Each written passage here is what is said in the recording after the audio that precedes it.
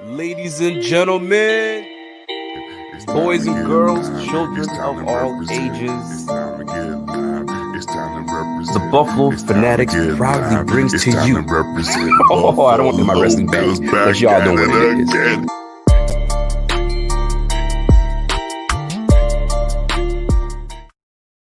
Jackson. He stays in the block.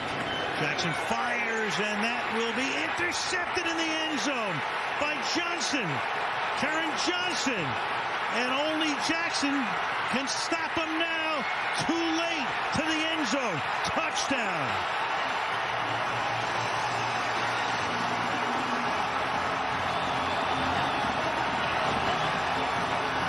Johnson had a pick six against Roethlisberger in one of the Pittsburgh games this year. And what a play on a 3rd and goal. Just going to drop back, and you just simply don't see that underneath player. But that's not the story of that play. Fine, you throw an interception, no big deal. But you have to get Taron Johnson on the ground. And the Buffalo Bills have all of Buffalo rocking like they haven't been rocking in 20-some years. Wow. What a way to relive. Welcome into the Rico Report. I got chills watching that, guys. I am Jeff Landers. We expect Rico jumping in anytime, really. That is Boho Mojo Joe Miller. We got Zach Vaughn and Kyle Knaps and Clay Troya, guys. Welcome in. How are you feeling this morning? Any of you still feeling the devil's juice from last night? I am drinking water right now. I feel great. I've got my water bottle here as well. I've been hydrating. That's funny. I actually did not drink during the football game. However, it was still all a euphoric blur as far as just coming off of the game and then started, recording the show. And I stopped in the middle of recording the Overreaction Pod, which is out right now, to jump on the Rico Report last night at about 1:30 in the morning. And there was 2,000 people. 2,000 members of Bills Mafia were online with Rico, Pierre, and Judge, and then I jumped in too. And that was just another euphoric train ride. And then I jumped back over the show, finished it, and I finished at about 3 a.m. So, it's been a world. You can see it in my eyes, right? And this is like no alcohol. So on that note, smash the like button, share it, get as many people in here. We had 10,000 people on the BF tailgate yesterday. Another 2,000 plus for Rico's post-game report. Let's get going, guys. Smash that like, get in the comments and the super chats today. We'll start in the bottom with Kyle Knaps. We'll go across the stream. Knapp, quick reaction. I mean, it was all surreal. Like, just being able to watch the Bills, especially a team that has been an offensive team all year. And the question mark was, like, when the moment comes, if the moment comes where the defense has to carry this team, are they going to be able to make the plays? And, I mean, like, they couldn't have made more plays than they did defensively. They did every single thing they needed to. And there wasn't actually a moment in time in that game outside of, like, the first 5 plays of the actual game. Other than that, it felt like the Bills controlled the game the entire time, and I was actually not worried at all the entire time. Jeffrey Green coming in hot already with the super chat. Let's go, Clay. Were you nervous at all? Kyle says he wasn't nervous. I didn't really have a lot of nerves either. And honestly, like I rewatched the game this morning, and Leslie Frazier. That was such a good defensive game plan. That every play, it was just like he did. That's so smart. There was just so many things that he did, so many little wrinkles. Like, that was a terrific game plan from Leslie Frazier. He might not always call the best games, but that was one of his best for sure. I got some stats right here. The Ravens, Mike, I see you coming into the super chat. We'll get Mike's super chat in right now. What up, fellas? It's not exactly how I thought it would play out, but all I can say is let's go Buffalo. I agree completely. And then Alan Jones coming in with the super chat sticker, the super sticker on the super chat. On Clay's point with the defense, the Ravens had 3 drives that had 10 plus plays. You know how many points they scored on those drives? Anybody? 3. No, 0. The Ravens had 3 drives of 10-plus plays, and they scored 0 points on them. First drive of the game, Tucker hit the upright. Third quarter, 15 plays over 8 minutes, 48 seconds. Taron Johnson with the pick 6 that we opened up. And in the fourth quarter, when Huntley had come in, 12 plays. He moved the ball 12 plays in 2 minutes and 49 seconds, and they turned it over on downs in the red zone. We got another super chat coming in, Jeffrey Green. We'll get to this. I think this team is the best team that we ever had in this franchise. That's a big statement. Zach Vaughn, what do you think? I actually have to agree with it, and not just because I only know the recency bias of the drought, but it's just I don't think this is literally this whole season. Every time I've seen them play and win, I'm like, well, this team is different from what I've seen in the past. This is different, and obviously the nature of the game is different too. So you have all these passing records that Allen's breaking and all that. But yeah, this team plays for each other. They fight for each other. They run through. They would probably jump on tables for each other. It's just this team feels different in the most fantastic of ways. Your recency bias is correct, and this team does feel different, but we need to pump the brakes a little bit. We don't have 7 Hall of Famers on this team yet. Let's have to wait till they retire till they can get inducted. Yeah, but I don't know. There's also a difference between talented and best. I think there is a big difference. I don't think we can call this team the best team ever until they actually get the job done fully. If they do, then I don't think there's an argument. But you can't say that until it actually happens. Yeah. Agreed. Yep. Let's bring in Carlton. Carlton's been dancing the night away with the Buffalo Bills win. Carlton, new contributor here to the Buffalo Fanatics. Give us your quick reaction, Carlton. Quick reaction is we are the best team ever, Kyle. That's what we are. I'm coming in full of energy. So excited right now. I mean, you know, I hate to say to all my Bills haters out there that's in my network that I told you so, but I told you so. This team is for real. This team is full of destiny. I love the path that we're on right now. We're playing as a team at the most crucial time. 9 straight. Let's keep it rolling. Boho, I want to come back to this comment. Did Leslie Frazier earn himself a head coaching job last night with that phenomenal performance by his defense? It's funny because I didn't tweet it and I didn't say it on my show, but I feel like he did more so than Daboll did. Like there's an aspect to every There's a moment where you have to, as a coach, get into your players' heads, even if they're not executing what you've set up to execute. So Frazier does a very good job. Nice. Frazier does a very good job of not only coaching his guys through the week and getting them prepared and seeing them execute what he wants, but also with in-game adjustments. So to what Clay was saying, like, you know, every single defensive play, that's not completely true. The first 6 or 7 offensive plays by the Ravens, they weren't even pretending that they were going to pass. They had a wide receiver in the game, number 80. I don't know who it was. He was lined up just off the tight end inside. They were like, you know what? We're going to run. And they did. That first drive, they ran the ball, but the Bills defense adjusted. Daboll, I love him this year. He's been great. But whatever they set up game plan wise inside of the game, sometimes he has a little, like, I don't know how to say it. I want to say it this way. This offense is different when Cole Beasley is involved. And every time we've seen this offense catch rhythm, it's because Cole Beasley has gotten involved early. And it seems like Allen was looking downfield a lot last night, whereas he's got to get in his ear inside the 20 seconds at some point in time between drives and be like, it's open underneath. Go underneath. It's open underneath. And it took him till about the fourth quarter to kind of get him, like Allen, kind of correct, if that makes sense. So, yes, all that to say this, I think Leslie Frazier is an incredible coach, and he's so quiet.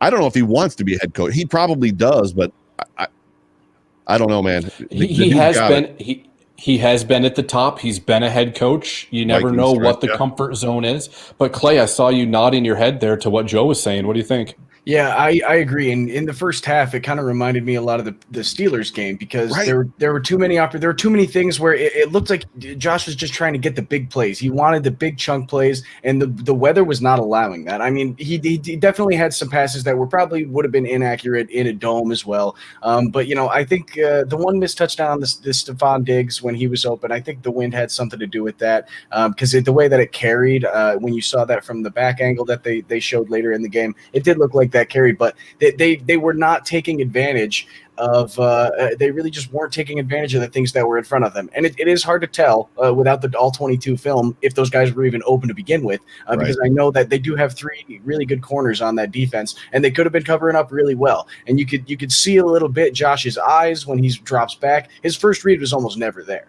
So, that doesn't help when you're trying to, play more of the dink and dunk football and just hit what's underneath. When your first read's not there, it makes it tough, especially when you've also got guys on the defensive front that can get pressure on you. He was running around in the pocket a little bit in the first half. Here's the stats on Allen. I helped you, Jeff. I helped you, just so you know. Boho Mojo Joe. Why did I say? Did I call you? You called me Boho Mojo, so I just made it Boho Mojo. So there we go. Nice. I like it. All right. Here is the stats on Allen: 23 of 37 passing, 206 yards. That's an average of 5.6 per completion, 1 TD, no INTs. He did almost lose a fumble. Thank you, Deion Dawkins. And he had a QBR of only 51.0 and a rating of 86.1. Definitely not Josh's best game, but he definitely played to win, I felt. And, they did leave some plays on the field. Zach, what'd you see out of Josh Allen last night? What'd you like? What'd you dislike? Well, obviously, I disliked those deep shots. Like, obviously, the wind, I'm not exactly sure what was going on with the wind. I'm assuming it was the wind gusts, and maybe it's the way the stadium's built where it, like, swirls the winds around. But it just made his deep shots look worse than they were. But it's just, like, they weren't giving you the deep shot, but he was trying to force it. I know he does try to force it every game. But I do wish that he did just take some of the underneath stuff. Like, you saw when he was throwing to Diggs on, like, the 10-yard out or the hitch. It was working. They were leaving that open. But obviously he was just doing everything in his power to try to win the game. And I think once he realized that the defense was taking care of business and he could just take the underneath stuff, that's when he started getting going. I mean, statistically, it wasn't his best game, but ultimately you got the W. Do you, Carlton, think that, and correct me if I'm wrong, I don't think the Bills had a rushing attempt in the first quarter, so the Bills were coming out hot and heavy with that passing attempt. Do you think Josh Allen might have been forcing it a little bit too much, thinking that he's got this passing game in the bag? Maybe not in the bag, so to speak, but he can take advantage of it. Yeah, I kind of wanted to bring that up. If you remember last week, we talked about the biggest goal was who's going to be called up as the next running back, right? It doesn't look like we needed anybody because we ran, I think it was 3 runs, and 2 of those runs was a Josh scramble and a Josh Neal at the end of the half. So really, it seemed like the game plan going in from Dable was let's go pass heavy, let's spread them out, pick them apart, right?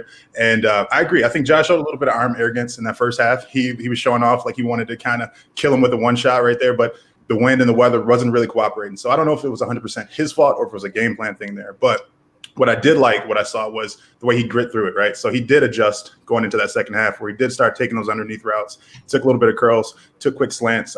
That's the game plan to beat Baltimore. If you know Baltimore, the way they run defenses, they're looking to take away your first option and your second option. And then by the time you get to your third, hopefully they got home on the blitz, right? So if you're looking at that team they have, I think, we performed as good as we could. Our defense is really what showed out. And that's where I give high praise to Leslie Frazier. Our defense really showed out, and that segues perfectly into Fluffy Panda. How many times this season were we frustrated by the lack of penetration by the D-line? And Frazier brought it against, I believe, a top 10 rated O-line. Look, we talked about on the BF tailgate before the game that the Ravens O-line might have been playing some of the best football among all O-line groups in the NFL. Now, you can argue what Green Bay did yesterday was phenomenal as well.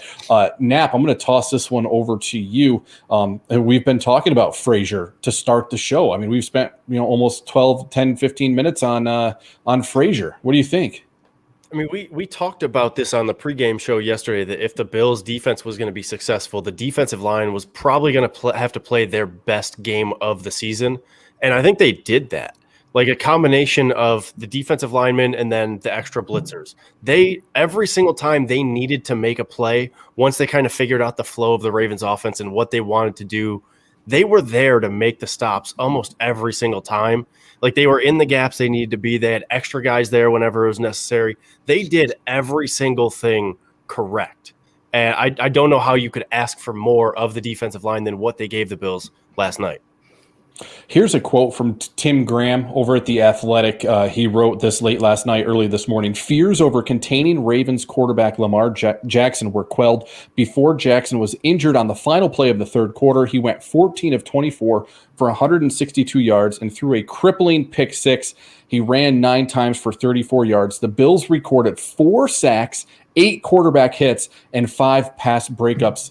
Joe, this was a house of horrors for Lamar Jackson last night, and things have changed for Buffalo because previously this would have been a Buffalo house of horrors type of game. Prime time, you finally got the monkey off your back with your previous win, and then us as Bills fans know this is the game that was going to go terribly wrong, and it actually went terribly wrong for Lamar Jackson.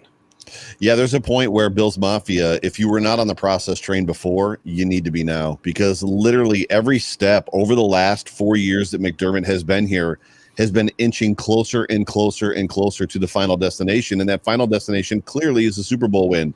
But literally the losses, the painful losses that they've had that they've learned from, the wins that they've had to learn from, the acquisitions, the changing of players, the trades here and there, the things that they've done, even culminating, and I know that McDermott wasn't a part of the schedule process, but the NFL scheduling the Bills 4 to 5 primetime games leading up to the end of this season, putting them on the national stage, and McDermott having to prepare his team to be on the national stage, to garner that attention, to accept it, to receive it, to settle. And we saw a little bit, I think, of a little bit of nervous Josh Allen last night. I don't believe that he was completely calm through the first half at all. I mean, the dude reverted to throwing laser darts 65 yards down the field.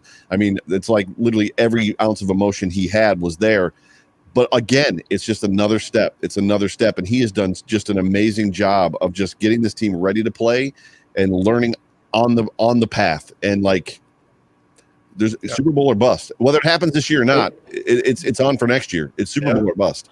Yeah. And Carlton, you want to go? I was going to toss this over to run it back to Joe really quick. So you made a good point there. Do you not feel like the media almost led us to this too, right? So setting us up with about 4 or 5 primetime games in a row, it takes a little bit of the shock and awe away from a game like this, where we come in a little more prepared because we've seen it so many times this year, where we've been in that tight spot. We've seen the country watching us, and we performed. And I see a little bit of that comfort settling in now. We're not afraid of the big stage anymore, and that's the biggest switch that I've seen in the culture, and that's the part that gets me really excited about next week. And what's funny is Lamar is having challenges with those primetime games. Like Lamar, like those lights turn on, and Lamar has a little bit of a. Yep. Go ahead, Nap. I think with the primetime games also, we've seen like teams go into primetime games and they struggle when they're not the favorite because they don't necessarily play well. They want to have that extra, like, well, we should win this game, so we're going to win this game. And we've seen the Bills in primetime games this year play well, but we've also seen them play well when they weren't the favorite. People were still picking against them in some of their primetime games despite them playing well. So I think them seeing all of that, knowing like we've taken this and used this to our advantage before, we can just do it again. They're going to keep using that and using that and using that, and they have that extra motivation this year.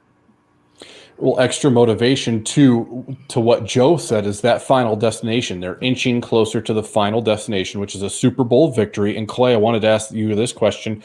For me coming in to the season, I really felt that the AFC Championship game was a possibility. And as we got closer and closer, it became more and more of a possibility. Now it's reality.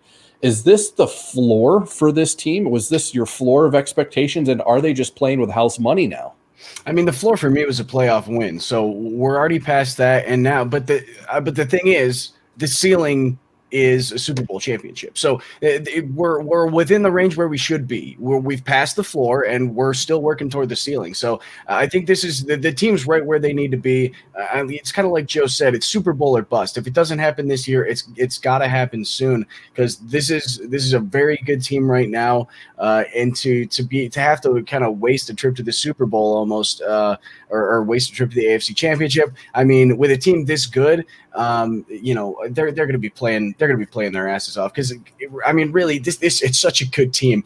And if I can, I want to go into a little bit of the details about the Frazier game plan a little bit more, just because I'm so enamored with what he was doing. So the Bills, from what I counted, they did a DB blitz 23 times. So they sent a defensive back 23 times, and they sent Josh Norman. They sent Taron Johnson. They sent Poyer. They sent Hyde. I think they sent Trey once or twice. They sent Levi. Levi had a sack. They sent every defensive back that played on the defense. He got sent on a blitz. And they not only that, they were disguising DB blitzes. They would put Levi Wallace up as almost an edge rusher spot. He'd be on like an outside linebacker as if he's going to blitz, and he would drop back into his zone. And then there were times when they would send the linebackers, but they would bring a defensive back up to fill in a linebacker position. So we had DBs lined up in an outside linebacker spot while we had the linebackers blitzing. So you almost always had 8 in the box. And when they did rush 4, Lamar Jackson was completely lost, because when they did drop everybody back, everyone was covered, and you could see it. He was panicking in the pocket, running around in circles. He had no idea what to do. And Jerry Hughes played such a fantastic game containing. He used such a perfect combination of aggression and patience. He used each when he needed to in order to make sure that he wasn't too aggressive as to let Lamar Jackson get free, but just aggressive enough to make sure that he had to stay in the pocket. And he got 2 or 3 sacks last night, I think. There was just so many good things. I could talk about this game and this defensive game plan for hours. It was honestly just amazing.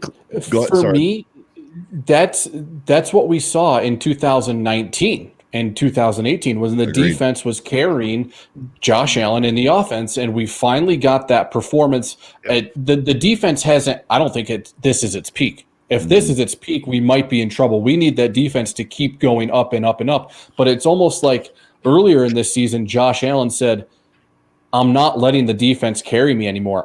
It's time for me to carry the defense and the offense to do that. And finally, the defense said, okay, we can match. And the defense did carry a little bit. What do you think, Carlton, about what Clay's saying? I think he's exactly right. I think if you see the synergy now that's going on with that offense and defense, it's clicking at the right time. Defense started off struggling this year. Josh carried them right now. I wouldn't say the offense is struggling, but we can lean on that defense a little bit. I could have an off game, and I know the defense is going to back me up and hold them to 3 points. And this is an explosive. I know for all we can say about Lamar, this is an explosive offense we played against right here. They've been hot the last 4 or 5 weeks. So for what we did there, that can't be understated. One guy who stood out to me, I wanted to highlight here. Trent Murphy, right? Trent Murphy has been inactive most of the year. This guy was around the ball. He was in open space hawking down Lamar. I loved what I saw from him. And last year he did that against Baltimore. But what I saw him do this year, I was really excited. And that goes back to what Joe said about the culture. Because what you're doing there is you got guys who are ready, right? Ready for the opportunity. Whenever your number's called, you're ready to show up. And I think that's what we have here. And so seeing that and seeing where we are together as offense and defense, if we go to KC, it's going to be a matchup right there. And our defense is going to have to come, like you said, a little bit better than they did last week or this past game. But I'm feeling good about it. To Clay's point about the defense, it's about off balance, keeping them. And Lamar, it was poetically off balance last night. And the thing that I love the most about everything that Clay said and everything that we saw last night was all of that mix up.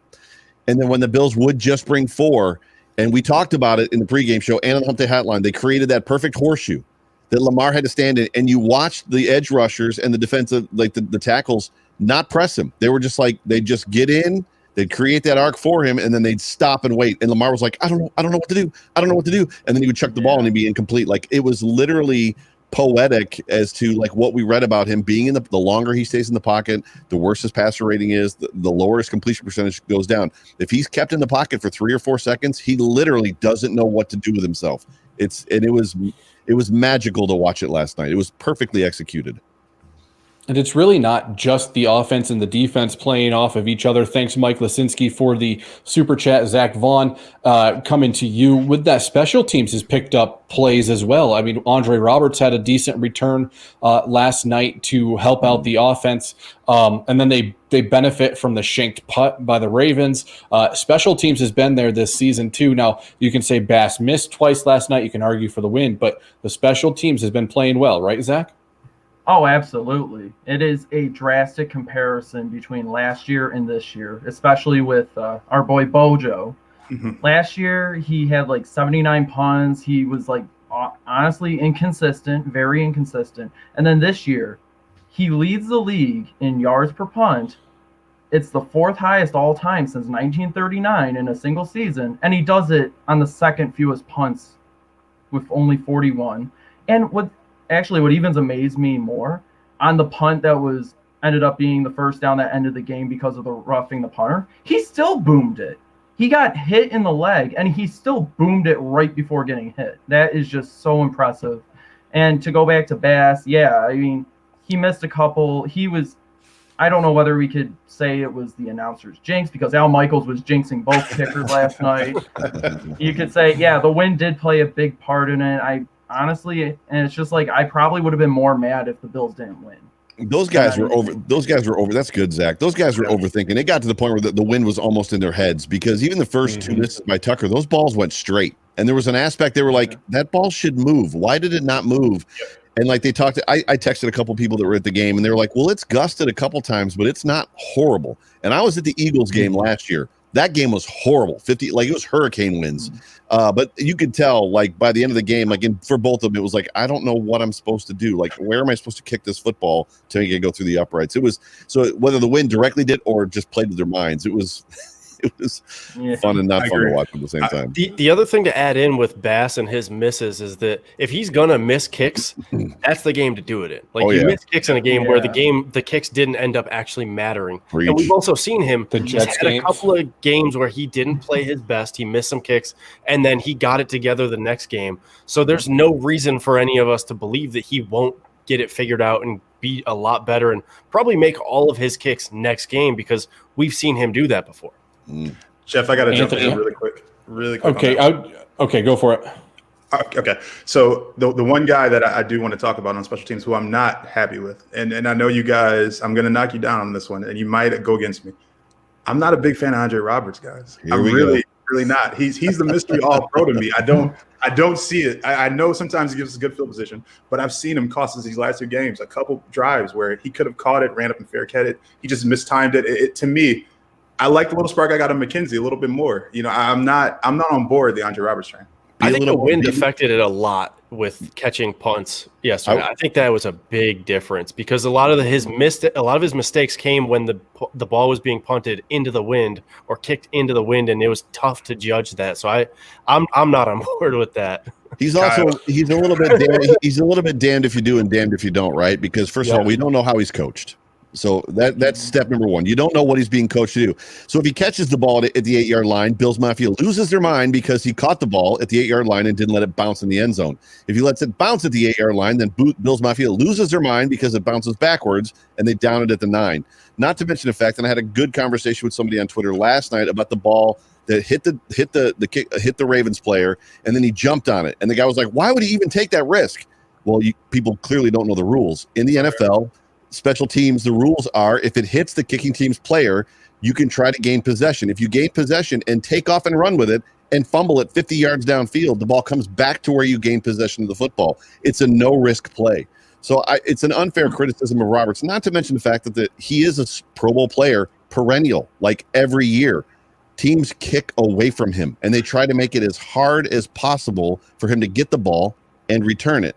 Doesn't mean he makes the right decision every time. I just think that there's some latitude there that we need to grant him, just based on we don't know how he's coached, right? Somebody's coming in the back hold room. On, before we pull up Rico, who's been manscaping, we got about 550 people in the room right now. Get this up to 600. Joe, hit that like button. Everybody hit that like button, share. Joe, we got a super chat coming in challenging you here from Phil Lawson. Joe, not that it made a huge impact, but you were very wrong. Klein played 90% of snaps.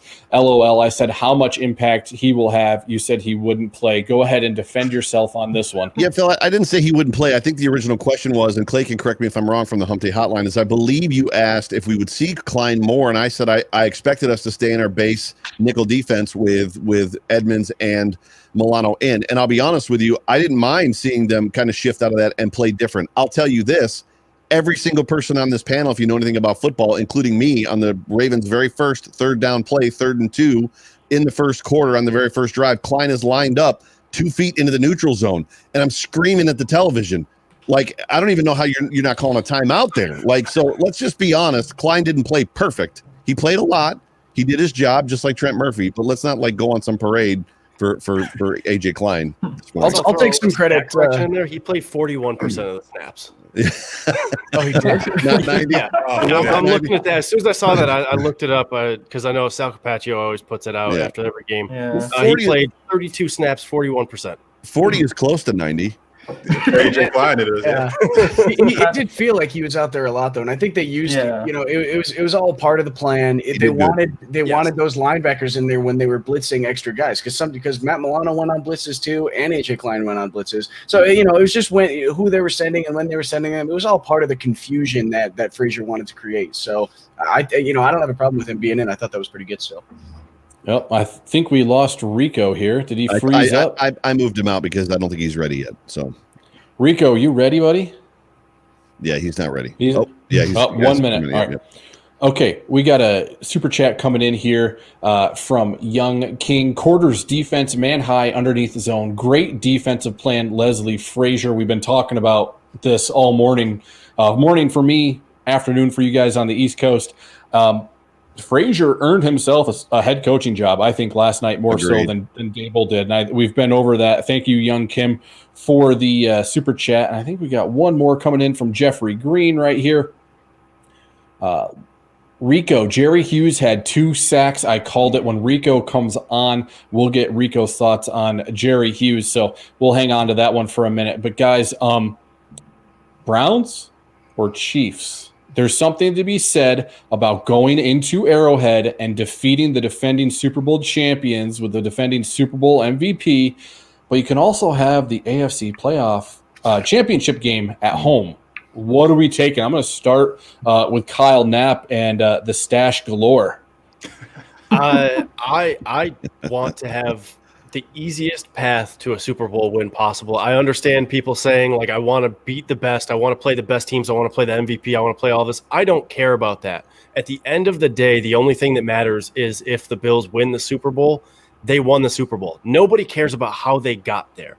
So if the best thing to do is for the Bills to play the Browns, then I want that. And I also want to see another game in Buffalo because that means that the path to the Super Bowl ran through Buffalo. Right. And that's an insane thing to be able to say. So I want the Browns to win. I'm not expecting it, but I want it to happen. I want to see another game in Buffalo, and I want to see a Bills-Browns matchup next week. So how do we get the Browns to beat the Chiefs? I mean, if I'm going to go with Clay on this one, how do the Browns beat the Chiefs? Does Mahomes just have to completely fall on his face for that to happen? No, I don't think so. I think it's you have to put up points, and that's all that is. I think they're going to have to efficiently. All cylinders of their offense have to be firing at full capacity if they want to beat the Chiefs. They have a good run game. They have 2 great running backs. They have a fantastic offensive line, and they can pass the ball too. I mean, Baker is playing pretty good football right now, so I think they have to stay hot. Their run game has to be on. Their pass game has to be on. If you make any big mistakes on the offensive side, or I mean, really on the defensive side too, but mainly if you're going to go toe-to-toe with Patrick Mahomes, you got to be scoring early and often because otherwise they're going to run away with the game. All right, Rico, you ready now? All right, let's get Rico on. Rico. Gentlemen, welcome in, sir. This is your podcast, and we have just been invading your house. A hijack. Good afternoon. You know what the wife said? The wife said, "Listen, I was taking care of the kids all day yesterday because it was your day. It's your turn." I was like, "I got you." She's like, "Don't care. Make it work." I got the kids settled in the next room, so I said, "Don't bother Dad for a little bit. Daddy's gonna do football stuff. Let me guess." Yes, you got it. So we are here. Gentlemen, how are we feeling today? Good. Props to the wife. Props to the wife. That's great. Props to the wife. Well deserved. She's going for a walk. She's going to do her thing. So, Rico, basically one of the big themes here has been Leslie Frazier may have earned himself a head coaching job with his defensive performance last night. Talk about what you thought. What was your overwhelming sense of that game? Well, listen, there's incentive for us to root for Leslie Frazier twofold, because the better he does for us, the better chances we are at getting that ring. And furthermore, if by chance he leaves, which would make us sad, we earn a 3rd-round pick because a minority coach leaves to go and coach elsewhere. So once a minority coach leaves a significant team, we earn a third-round pick. I think it's a comp third-round pick. So as sad as it is to see him go, that third-round pick might be something. I think it's 2, actually. Is it 2? Yeah, I know the 2. 49ers got 2. Yeah, it's 2. So that's even better. Would you rather have 2 third-round picks or a continuation on the defense? Ooh, 2 third-round picks. I think I'd rather have a pick. Can I just say that J.K. Dobbins, I believe, was the third? No, he was the second-round pick. But two more third-round picks gives us one more opportunity at an RB1, which we desperately need. And I don't want to spend first-round capital on an RB1. So if we can, an RB1 in the It third also round takes easy. away a possible landing spot for Dable. Just Right. another thing that gets narrowed down where he would have to have less opportunities where he might not get hired if good. Leslie Frazier goes somewhere. Yeah, that's good. Yeah. And is there more opportunity for continuation on the offense under Dable, maybe with the QB coach whose name is now slipped my mind, Dorsey. Ken Dorsey, thank you, or on the defense? Is there more opportunity for continuation on the offense or defense? Anybody go ahead and jump in. Zach's been quiet. I'll give it to him. Well, I would say in terms of the whole continuity on defense, I don't think it makes much of a difference who's the defensive coordinator because Sean McDermott's the defensive guy. He's a defensive guy. He could just take over play calling duties on the defensive side of the ball. They could hire from within and keep that continuity. They could bring someone else who has the connection like Steve Wilkes, who coached with them in Carolina, or someone else. Whereas I think would be more important for continuity on the offensive side because McDermott doesn't do anything with it. Also, Yeah, Eric okay. Washington is already there, and he's the guy who was down in Carolina for a little while. So he's already there running the defensive line. So if Frazier does leave, they already have somebody, and I think that's part of the purpose of why they brought him in. They have somebody who's ready to step into that role, who doesn't necessarily have to be the defensive guru, but is able to run McDermott's scheme. Yeah, we also need to talk about. We talked about culture a little bit already, and sorry about that. And when you're talking about culture, McDermott is a leader of men, and one thing leaders don't do, especially leaders of men, is like when there's a void, they take the ownership or they take that role on themselves. So if you've all seen whatever the movie was with Jason Bateman, where Horrible Bosses, right, where his boss was like, "Oh, there's that opening," and Jason Bateman's like, "I'm going to get it right." He's like, "No, I'm just going to absorb that role too." That's not what good leaders do. So it's important for McDermott to put somebody in that space, let them grow, let them develop, and let them thrive. He's going to let whoever gets in either of those spots, Dable spot or Frazier spot, if they open up, he's going to let them lead. He's going to let them do what they do. They're going to be the CEOs of their positions. First of all, I want to toss this over to Rico. Wait, what's that? What's that, Rico? Underrated movie. Both Horrible Bosses 1 and 2. Yeah. Amazing. it is. Let's toss this to Rico. We had been kind of talking about this right before you came on, Scott Vanilo, for how good this football team is, and we haven't played the Browns this season. Would you rather play home against the Browns or away against the Chiefs and get another shot at Kansas City? Rico, what are you thinking? Listen, let me put it this way.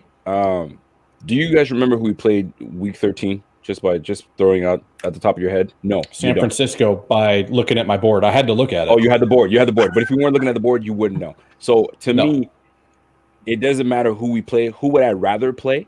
Which gives us the better chance to go to the Super Bowl. Give me the Browns. But for revenge sake, I don't really. It won't matter because if we take down the Browns and the Browns beat the Chiefs, it won't matter it's about the Super Bowl. And if we get to the Super Bowl and win the Super Bowl, it won't even matter that we played who did we play in the first round again? I forgot because this game that just happened is what I'm worried about, and it's over with. So to me, give me Cleveland, gives me the easier path to get to the Super Bowl, and that's what we'll do. Like, look what the Patriots have been doing for 20 years. They've taken the easiest path because they've taken care of business by winning the division, right? Get that bye. Get a couple games, get warmed up with that first game, and then you're automatically in the AFC Championship game, and then boom, here you are. So to me, give me Cleveland if they even win. But I mean, pick your poison. Really, it doesn't matter. We just got to win. That's it. Carlton, it seems like America really needs a Bills-Browns AFC Championship game after the year we just had, don't we? I feel like we do. What's the stat? It said it's been 26 years since the Bills have been an AFC Championship. The Browns are the only team that could beat that with 27.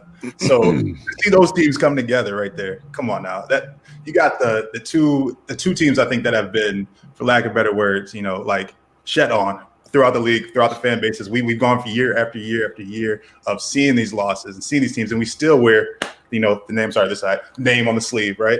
But now you got it where, if they are able to beat the Steelers and come around and beat the Chiefs, like Rico said, if we beat the Browns in next round, nobody's going to be looking at that like, oh, you just beat the Browns. Like, you beat the team that beat the Chiefs and beat the Steelers. So, I'd love that matchup. I'd love to see the fan base go at it. I know they had a parade when they won their first game in the season a couple years back. So, the fan bases are going to be crazy. It's going to be a party.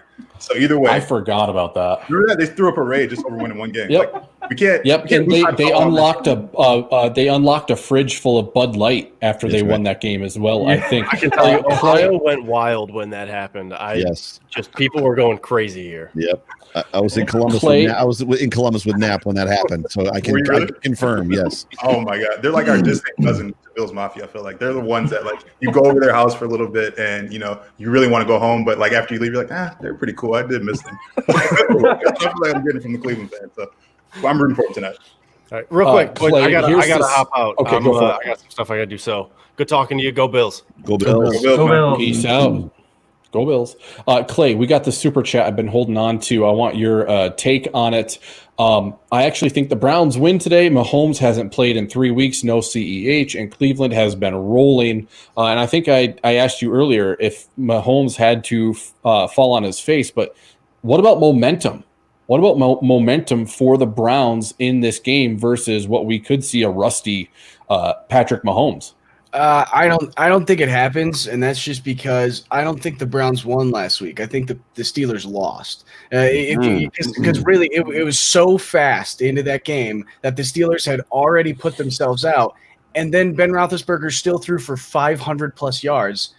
And so, I mean, if you're going against a better quarterback than that, a better offense than that, then Ben Roethlisberger's Steelers, who drop footballs all over the place, they have one of the worst yards per pass, yards per pass attempt in the league. If they can give up 500 yards against that offense, regardless of garbage time or not, I mean, they still made the game interesting toward the end. Freezing cold takes was starting to sweat a little bit because they had already tweeted out some stuff about how the Browns were going to win. So I just don't think that unless Kansas City makes those same drastic mistakes, I don't think that it's going to be. I don't think it's going to be possible for the Browns. I got to counter that if I can. Go for it. Okay, Clay. So if the Browns, Clay, you were Clay. Hang on, Mama called him Clay. I got to Clay. All right. All right. So if you have the Browns who beat the Steelers, giving up 500 yards passing, right? So let's say that's in the wheelhouse of where Mahomes probably will throw, and they still won. That's on the board, right? As yes. But will that defense of Kansas City be able to match up with what the defense of Pittsburgh is? I think Pittsburgh's defense is better than Kansas City's defense. So if Pittsburgh showed that they can win in a shootout, and they show they can give up all these yards, and they can do it against a tougher defense, I'd say that, this may be an easier matchup for their offense than they had last week.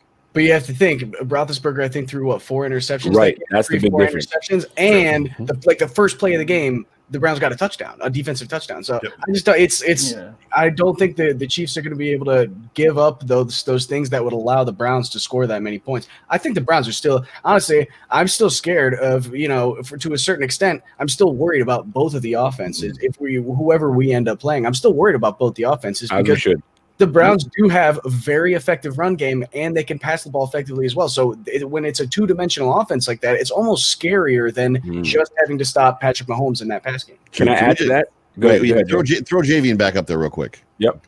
So can we just stop when your football team plays bad and they get out coached and your center can't snap the football to your quarterback? That's not called getting lucky. That's called your team playing bad football. The better team won last night. It just is what it is. Go ahead, Rico. You know what? And I'm going to jump on top of that as well. Bills got lucky. You know what the problem is? We as Bills fans have been confident in our team for so long, and they're only now catching up or are starting to realize what we've realized for quite some time now. And I'm talking about when we went 4-0 the first 4 games of the week of the year, we're like, wait a minute now. We have a good squad. Allen's thrown for 300-yard games, 400-yard games. The league better start to realize how good this team is. And then the only 3 games that we lose, I say 2 games, really, Chiefs, Titans, Cardinals. The rest, and some really good defenses, we handled them. So go ahead. 2 of those games, Josh Allen was dealing with that shoulder injury. Thank you. So we have the other game. Yep. The other game, he had a last-minute comeback drive. Yep. So many things to that stand out. So another point I was going to make was, and I think I've lost my train of thought, but I've got so many thoughts right now. It's okay. How about our team having two coordinators potentially on their way out? Number one, maybe you guys touched on that earlier, but that to me, I'm still like dealing with that. Yeah, like for me, it points to the things have changed. I said it earlier on the show before you came on, Rico, that Lamar Jackson's House of Horrors last night previously would have been a Bills House of Horrors. And I think this just indicates how well Sean McDermott has done at instituting that culture, at bringing in people, knowing that when you hire somebody to do a job, you let them do the job. He's absolutely let Frazier and Daboll do their jobs with a little bit of guidance and a little bit of input, and that is how he's done it. Do we match up better with the Chiefs rather than matching up with the Cleveland Browns? Because Clay made a good point. Which brings it back to the point I was going to make. We had somebody mentioned that the Ravens, we handled the Titans and we were able to get into victory formation. You guys had to have a bat down for you guys to get out of the game. And Truth to Hearts made a great point. Now, it still sticks with me. He mentioned to the nature of we played a balanced team. Whenever one team is more one-dimensional, we could take away that one thing that they do extremely well. The Colts were a very balanced team. They ran well and they throw well. Phillip Rivers is going to get his yardage, right? So when you look at a team like Cleveland, they run well and they pass well. So we might have more fits and issues with a Cleveland team rather than a Kansas City team. So it'd be very interesting. I'm curious to see who you guys feel like we match up better with, because now I'm starting to think twice about this. And I'll pass it on to Joe, and then Joe can pass it on to whoever. Yeah, it's an interesting point, because when you talk about defending an offense, obviously you're exactly right in my opinion. Like, the Colts were the worst matchup because they do both well. Now, Phillip Rivers is not at a point in his career where he's going to sting you, right, as a passer. He's just going to get his yards. He's going to manage the game well, which is probably where Baker is. But yes, I think with Edwards-Helaire, I saw it rolled down at the bottom that he's out this football game. Who knows if he's going to play next week? Obviously, Williams opted out of the season, so running game is going to be a stretch for them. So go into a football game and focus on shutting down Pat Mahomes versus picking your poison, which I think against the Browns, you're stopping the run. Like, you're going to make Baker beat you. I think you're right. I think maybe there's a chance that the Chiefs are the better matchup, specifically with the way that Mahomes has been playing. I think so. Let's drop over to Carlton. Carlton, what do you think? Yeah, man, I can't believe I'm saying this, but you're right. I think I'm looking at what we did against the Chiefs earlier this year, and we kind of held Mahomes in check a little bit there. Like, they had a couple splash plays on the running game, but passing game, we held them down, and they don't have, like you said, Clyde Edwards-Helaire. They got Le'Veon, who I'm not afraid of at this point in his career. So, it's not to say that we still shouldn't be afraid of Mahomes, because Mahomes is Mahomes. But if you're gonna be the best, you got to beat the best. Like my band Ric Flair says, if you want to be the man, you gotta be the man, right? Nice. So when I'm looking at the Chiefs coming off of last year, that momentum we could have going to the Super Bowl by going into Arrowhead, shutting down that offense, winning, and then going to Tampa. That's a different type of recipe for success right there. Versus Cleveland coming to Buffalo, right? Imagine like a ground and pound type of game, ugly game, which I would expect it would be. I don't know if I want to get into that type of dogfight right there, pun intended, with them. So I might be leaning towards the Chiefs. Great points, man. We have super chats coming in hot and heavy right now. Brennan Lisi coming in. Don't these opposing fans get it? Bills aren't going to the playoffs. Beat the Colts. No way we beat the Ravens. Now no chance to beat Kansas City. LFG Bills. We all know what LFG stands for. Zach, the doubters. Josh Allen is almost better as an underdog, right? Yeah, I would argue that a lot of these, like this year, like I said before, it's a different team. It's a different year. I sort of made a bit of a comparison in the Buffalo Fanatic group chat yesterday, kind of saying, I think it was yesterday, recently, about how it's one of those seasons where it's something special, like the 2017 Eagles, like the 99 Rams. It's something special. I would even argue with the Chiefs too from last year. It was something special where you kind of knew they had that thing about them. Obviously, the Chiefs weren't underdogs last year, but it just makes it more compelling. I want to say to all those haters out there, keep hating. Honestly, Nick Wright, go ahead. Keep banking yourself a fool. Like, the Bills are going out there. They're beating everyone. We don't care what you think because the Bills are just going to keep rolling. The Bills are going to keep rolling, but just past this season, I want to get this super chat in, and this can go to Joe, Clay, Rico, whoever wants to answer this one. Wouldn't it be smarter for the Bills to wait one more year to pay Allen to see how much Dable affects the offense going forward? And Joe is pointing to Clay, that Clay needs to take this one. It's like the Brady Bunch right before he does, I'm gonna give a shout out to Sports Dom for becoming a new member. Bing Squad, what up? Let's go. Welcome to Bing Squad. Man, I gotta try to point. See, Joe is really good at pointing. Now I got it. I don't know how you did that, Joe. I was like, I didn't even try. Yeah, Joe's probably pointing at me because we've had a discussion about this before. I'm gonna very quietly say yes. I do think it would be wise to see what it's like for him to be under a different coordinator because we haven't seen it yet. He's got all the tools, and that's great. That's fantastic that he's got all the tools. That he's got everything that we need to be successful. But will he be as effective? Even if his coordinator is not, if we don't have someone that's able to draw up these schemes for him and help him identify the coverage before the snap with pre-snap motion and things like that, and take guys out of the play by motioning your 5'8" wide receiver behind the line of scrimmage to set him up as a blocker. I mean, there's a lot of aspects that Dable adds to the game that I think are really important. I mean, does it? And I guess really whether it doesn't matter because I think Josh is going to be him no matter what. We know he can make the throws now. He's big. He's athletic. He can run the ball. He's a leader. So pay him his money. Honestly, yeah, I think you do pay him now. I think it is the right decision. But I am still going to be a little bit worried to see what happens when there's a new OC. I'm going to say that I want the Bills to wait to pay him as well because I want him to work through that fifth-year option to give Brandon Beane the most flexibility that he can have for this franchise. Not that Josh has not earned it. I just think that if Josh is smart and wants long-term football success, that is the way to go. So you can piece that puzzle together of the salary cap, getting guys in and what have you. So I agree. I think we should wait. And it's not just because of having a different offensive coordinator, because who knows, if you bring in another offensive coordinator, that coordinator could be gone in 2 years, and then all of a sudden you're doing it all over again. So it wouldn't be necessarily a bad thing for Josh to go through that because he's going to learn more. And then at some point, he's going to become the offensive coordinator himself out there on the field. He will be able to check to whatever play he wants, to call whatever play. If he gets a call in his ear, I really don't like that one. I'm not calling it. It's no offense to the offensive coordinator. He will eventually become the offensive coordinator himself if he goes to his ceiling. The only problem with what you said, and first things first, Rico, girl dad is the best dad. Just so that is awesome. Awesome job, man. I'm surprised that Addison has never done that to me yet. So my youngest does that kind of stuff, and she hasn't done it. And it's funny because I'm like, babe, why do you do this every time like daddy wants to do this? Right? I had to get off. Just because I love you. I was like, oh.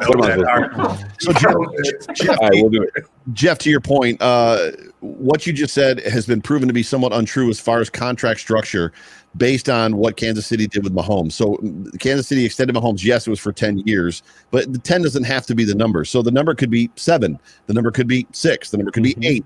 And they've structured it so that the new money does not show up and the cap hits don't show up until like 2024, 2025. So literally the Bills could extend him for 7 years, $50 million a year, but he literally plays on his deal next year. He plays on his 5th-year deal, and then the new money doesn't show up until that is like 2025, right? Like the new money wouldn't show up. So, and I'm sure that being who Beane is and what we've seen him do, he can structure that contract with outs, right? Yeah. So like if he wants to get away from it, he can.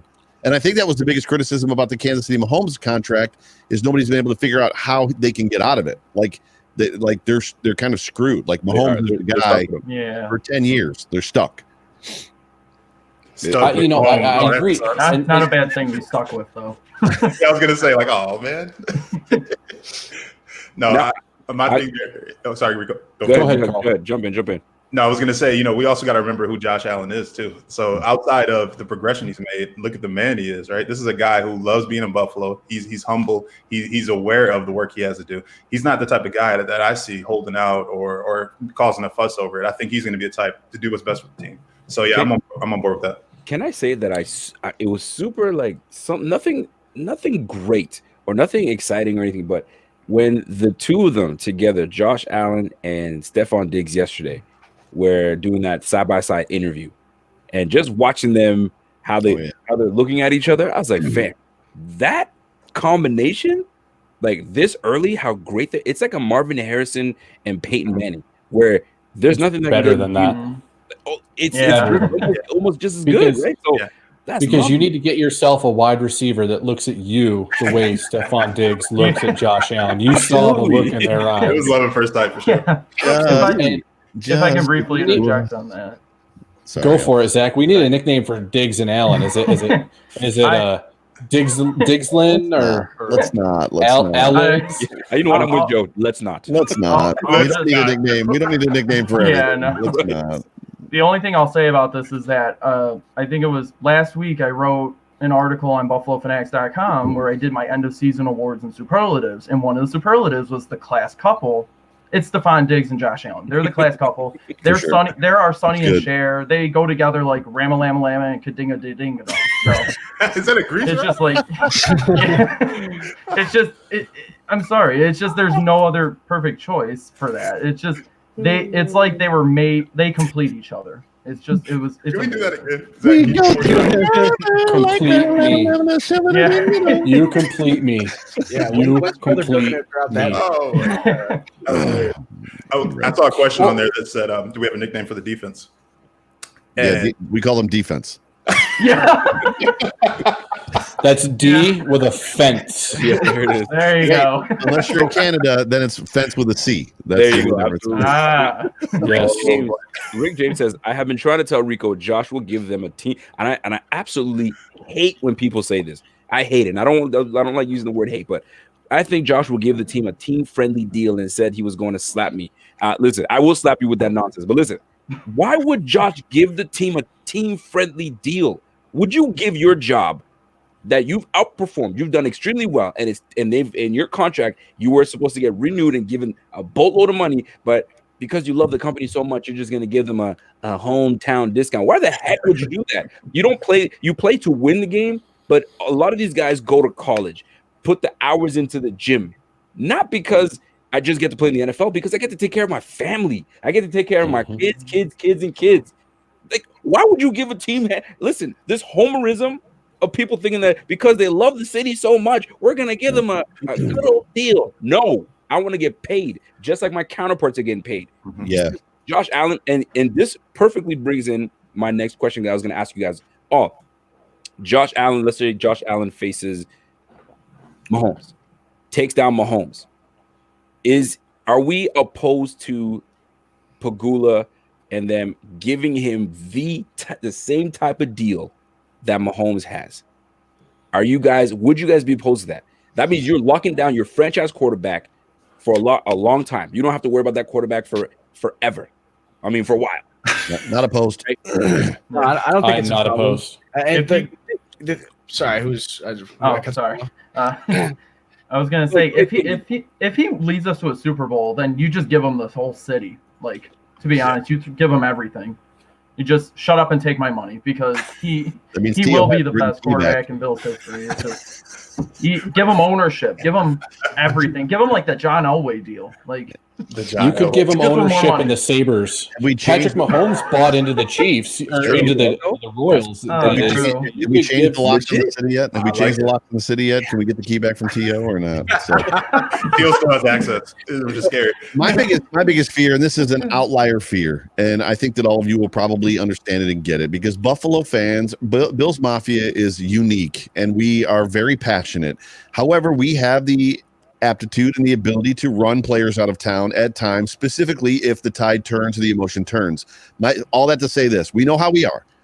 We've ran Hall of Famers out of the city. Jason Peters, Marshawn Lynch is going to be a Hall of Famer.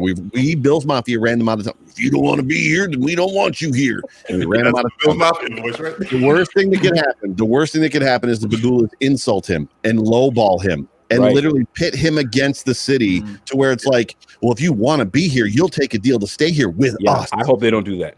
If they do that, won't, I don't know.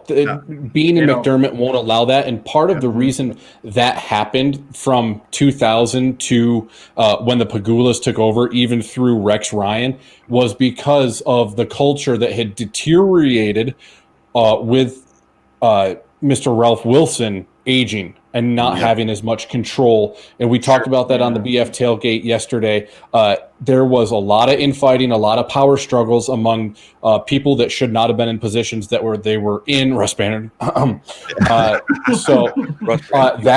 That is an outlier fear, and that's because the Pagulas are in charge. The Pagulas know how to run a business, and they have the men and Bean and McDermott to do that. And I think Josh Allen fully believes in both Bean and McDermott that it wouldn't be a problem like that. And I want to throw the super. Okay, go ahead, Joe, and then we'll get into the super. I was just saying it's absolutely an outlier fear. It's just that history does have a tendency to repeat itself. And literally, if you look at the progressions and the lines, as much as they play two different positions, Jason Peters was brought in as a tight end, unrestricted or undrafted free agent, was literally developed by Mouse McNally.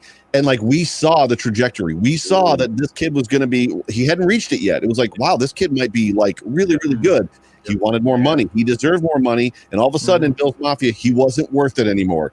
And the dude went on to become one of the best left tackles to ever play football.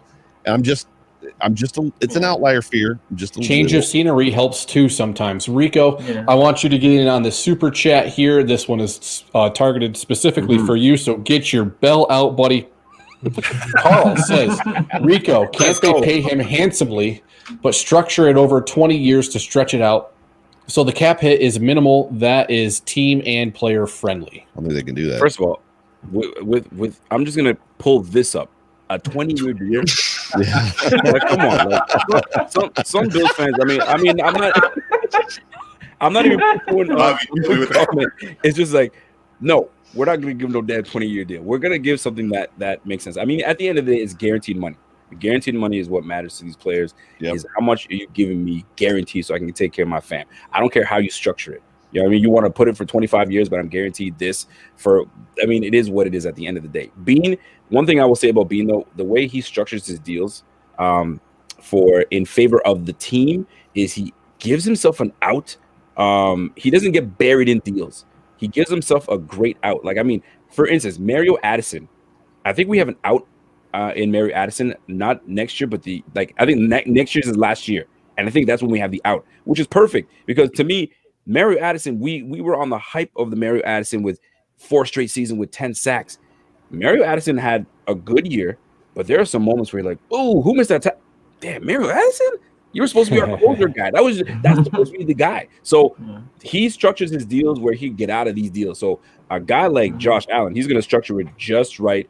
They love him. He loves the team. They'll find something that works exactly right. And the fact that they're talking about these deals right now, of the contract talks and stuff, I'm on board with them, whatever deal they make, because I know it's going to be fair because Bean is that dude. He's great. Yes. Hold on. Before we move on, I just watched that pick six 50 times. My goodness. He stays in the block. Jackson fires, and that will be intercepted in the end zone by Johnson. Karen Johnson. And only Jackson can stop him now. Too late to the end zone. Touchdown.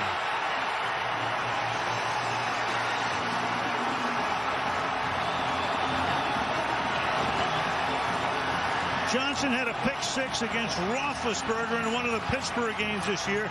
And what a play on a 3rd and goal. Just going to drop back, and you just simply don't see that underneath player. But that's not the story of that play. Fine, you throw an interception, no big deal. But you have to get Taron Johnson on the ground. And the Buffalo Bills have all of Buffalo rocking like they haven't been rocking in 20-some years. Let me say something. Wow. Did you guys see Justin Zimmer? Oh, yeah. Fastest. Yes. Moving. Yes. Moving. Here's the question: Have you seen the replay with the sound from the end zone cam? Because that replay does not give justice to the crowd. So listen to the crowd. So loud. Crazy. 6,700. Sounds like a full stadium. Dude, that was nuts. Insane. First of all, we got 81 likes right now. Taron Johnson went 101 yards. Can we get to 101 likes for Taron Johnson? Yeah. Smash that like button. Let's get some more people up in here to watch this. Guys, I was not a fan of Taron Johnson running that ball out until he got to about the 10 yards. I was like, oh, okay, I'm good. As soon as he caught it, I was like, no, what are you? Yeah, it's one of those no, yes type of plays. Was not a fan of him bringing that ball out of the end zone. So Joe and I, we thought the same thing, because when Lamar threw that ball in there, it was like a sea of bodies, right? So you didn't see the ball drop anywhere. And I'm like, oh man, they just tried to get what? Oh no! And that's why I had go! I was like, I don't know. I swear, if we could have put a camera on every Bills fan, Oh my God. living room, just to see the reaction of us when that play happened, my goodness, man, I'm still pumped looking at that play. Yeah, I feel like watching that 50 times. Shoot. My adrenaline started flowing again just now. Yeah. And this was another moment where I scared my son. My 7-month-old son was like, or Dad, what's going on? So when you look at it, man, there was two key blocks that stood out right there. Jordan Poyer got a nice block on Hollywood Brown. And Hollywood Brown, out of anybody on that offense who could have hogged down Taron Johnson, he's probably the guy. That was Lamar. And then Lamar is coming speeding there, right? And then who's there to cross over? Tre'Davious comes. Yeah. He gets that last little block on it. And the way they just that was so it was textbook, man. It was textbook. All of them were blocking behind. I Even wanna add Poyer was blocking from behind as well. All of them were taking guys out. Yep. Yeah. Now, for me, the biggest part of that play, yes, is a 101-yard pick six. And for me, the biggest part was it ended the Ravens' 15-play drive that was going on almost 9 minutes. They had 15 plays on that drive, and the Bills shut them out. We talked about this earlier in the show. Ravens had 3 drives of 10-plus plays, 0 points. 12 plays, Tucker miss. 15 plays, pick six. 12 plays, turnover on downs in the red zone.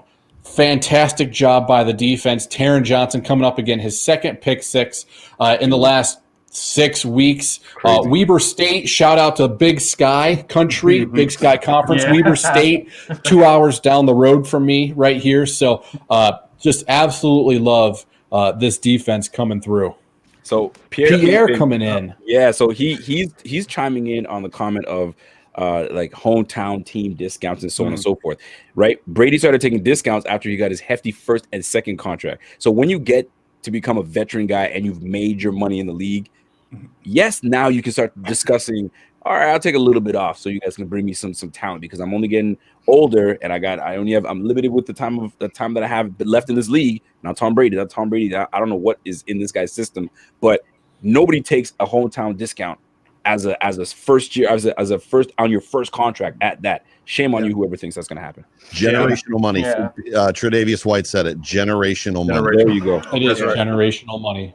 I wanted to touch on the contract talk too, just a little bit, because there's a difference between taking a hometown discount and making less money on the team you're currently on than you would in the open market. If Josh were to hit the open market, he would no doubt be making more money than whatever the Bills sign him for, which is different. That's not it's not a hometown discount. It's you're making less money because you're staying, and it's different. So I mean, if people think that that's a hometown discount, that will happen. He's not going to make as much money as if he were to leave and go somewhere else. So it's a little bit different. And then once these older guys, someone said Tim Duncan and Tom Brady, those guys have made their money. They've played their stuff. Tom Brady couldn't win without a supporting cast, and we saw that last year he had a really bad team. They couldn't win anything. Obviously, they did much better with Brady than with Cam Newton, who we saw this year. If you put a different quarterback in there, it's a different story. But he needed support around him, so he took a discount. And there is something to be said about adding endorsement money onto that, because after this, Josh Allen will be adding endorsement money, and if it's up to Brother Bill, it's going to be a State Farm endorsement as they drop Patrick Mahomes. But that's just Brother Bill. That's just Brother Bill. But he can maximize his endorsement money in Buffalo. I really think he can.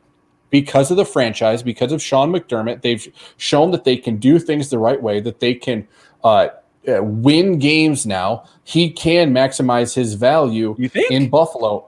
I think he can. It's red, white, and blue, baby. Car dealership. Wegmans. Aaron Rodgers is maximizing. He's playing in Green Bay and maximizing. You know what? Fair point. The NFL is a national and international. Don't worry about Western. I'm sure they're a fantastic auto group. I've never actually been there, having not shopped for cars in Western New York. But don't knock the Mighty Tacos and the Westhers. The NFL, Josh Allen can go out and get a State Farm, or he can be the boyfriend for Flo at Progressive. He can maximize his value in Buffalo. Yeah, you're on something today.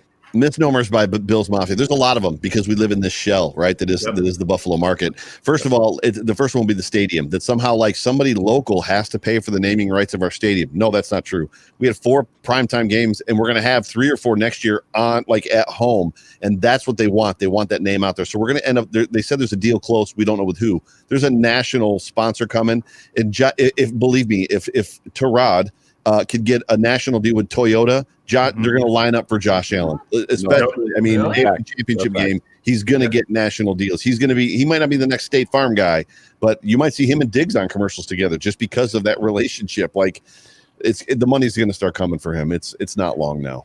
Yeah. Here's the other point too. You get him on the cover of Madden, and his value is going to go through the roof. Oh yeah. Yeah, make no mistake about it. Josh Allen he's a name right now, and the Bills are a name. When I knew it, I'll tell you when I knew it. In the game yesterday, right, there was a WWE commercial, and Triple H gets on there and he goes, "Bills Mafia, I heard you like tables. Well, let me show you how we really do it." Right?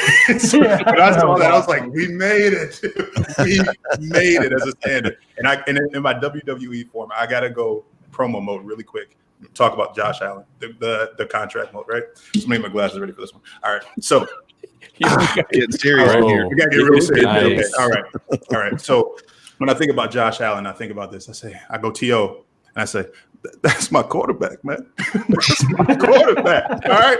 This guy has not only gotten better. We got to go off of the old Janet Jackson quote. What have you done for me lately? Right. What have you done for me lately? All right, so, yeah, that was nice. That was good. That boy good. So you look at Josh, man. And he's only gotten better. He's led the league. He's broken records. He's beaten MVPs. He could potentially get us to the Super Bowl. He's got us to the first AFC Championship in 26 years. You pay that man, right? And I understand the idea of saying hometown discount and let's be smart about the team. Josh is going to get paid. He's going to get paid, and none of us are Miss Cleo. We don't know what he's going to be 7-8 years from now, but I know what he is right now, and I want to pay that man. I don't want him to go anywhere except for Buffalo. Off the cuff question: have you guys had the Josh Jacks or Jackals or whatever that cereal is called? We have a box. Haven't opened them. Is it? Did you open your box yet, Carl? No. What is the point? You guys just gonna hold on to the box? Yeah, just hold on to them. I feel like you're supposed to, right? That's the point. TO. I did buy 2 boxes. I ate one. They're okay. They're okay. That was your question. Yeah, they're okay. That's my fear. I mean, did you eat them with Pepsi though, not milk? No, Blue Light. Blue Light. Yeah, Blue Light. It's the only way to do it. Because I had to find out because people were asking about this Jackals or whatever. They're going like, listen, are they good or not? So they're okay. I mean, they kind of just taste like Apple Jacks. It's nothing like crazy or anything like that. Dude, Apple Jacks are baller. What do you mean? Apple Jacks are not? Well, in my opinion, they tasted like Apple Jacks, but like less flavorful. So it's like Wegmans brand Josh Jacks or Wegmans brand Apple Jacks. You know what? If anybody still has those damn Flutie Flukes, put those away. Do not even open that damn box. No, it's a collector's item. Flutie Flakes at this point. On Josh Allen.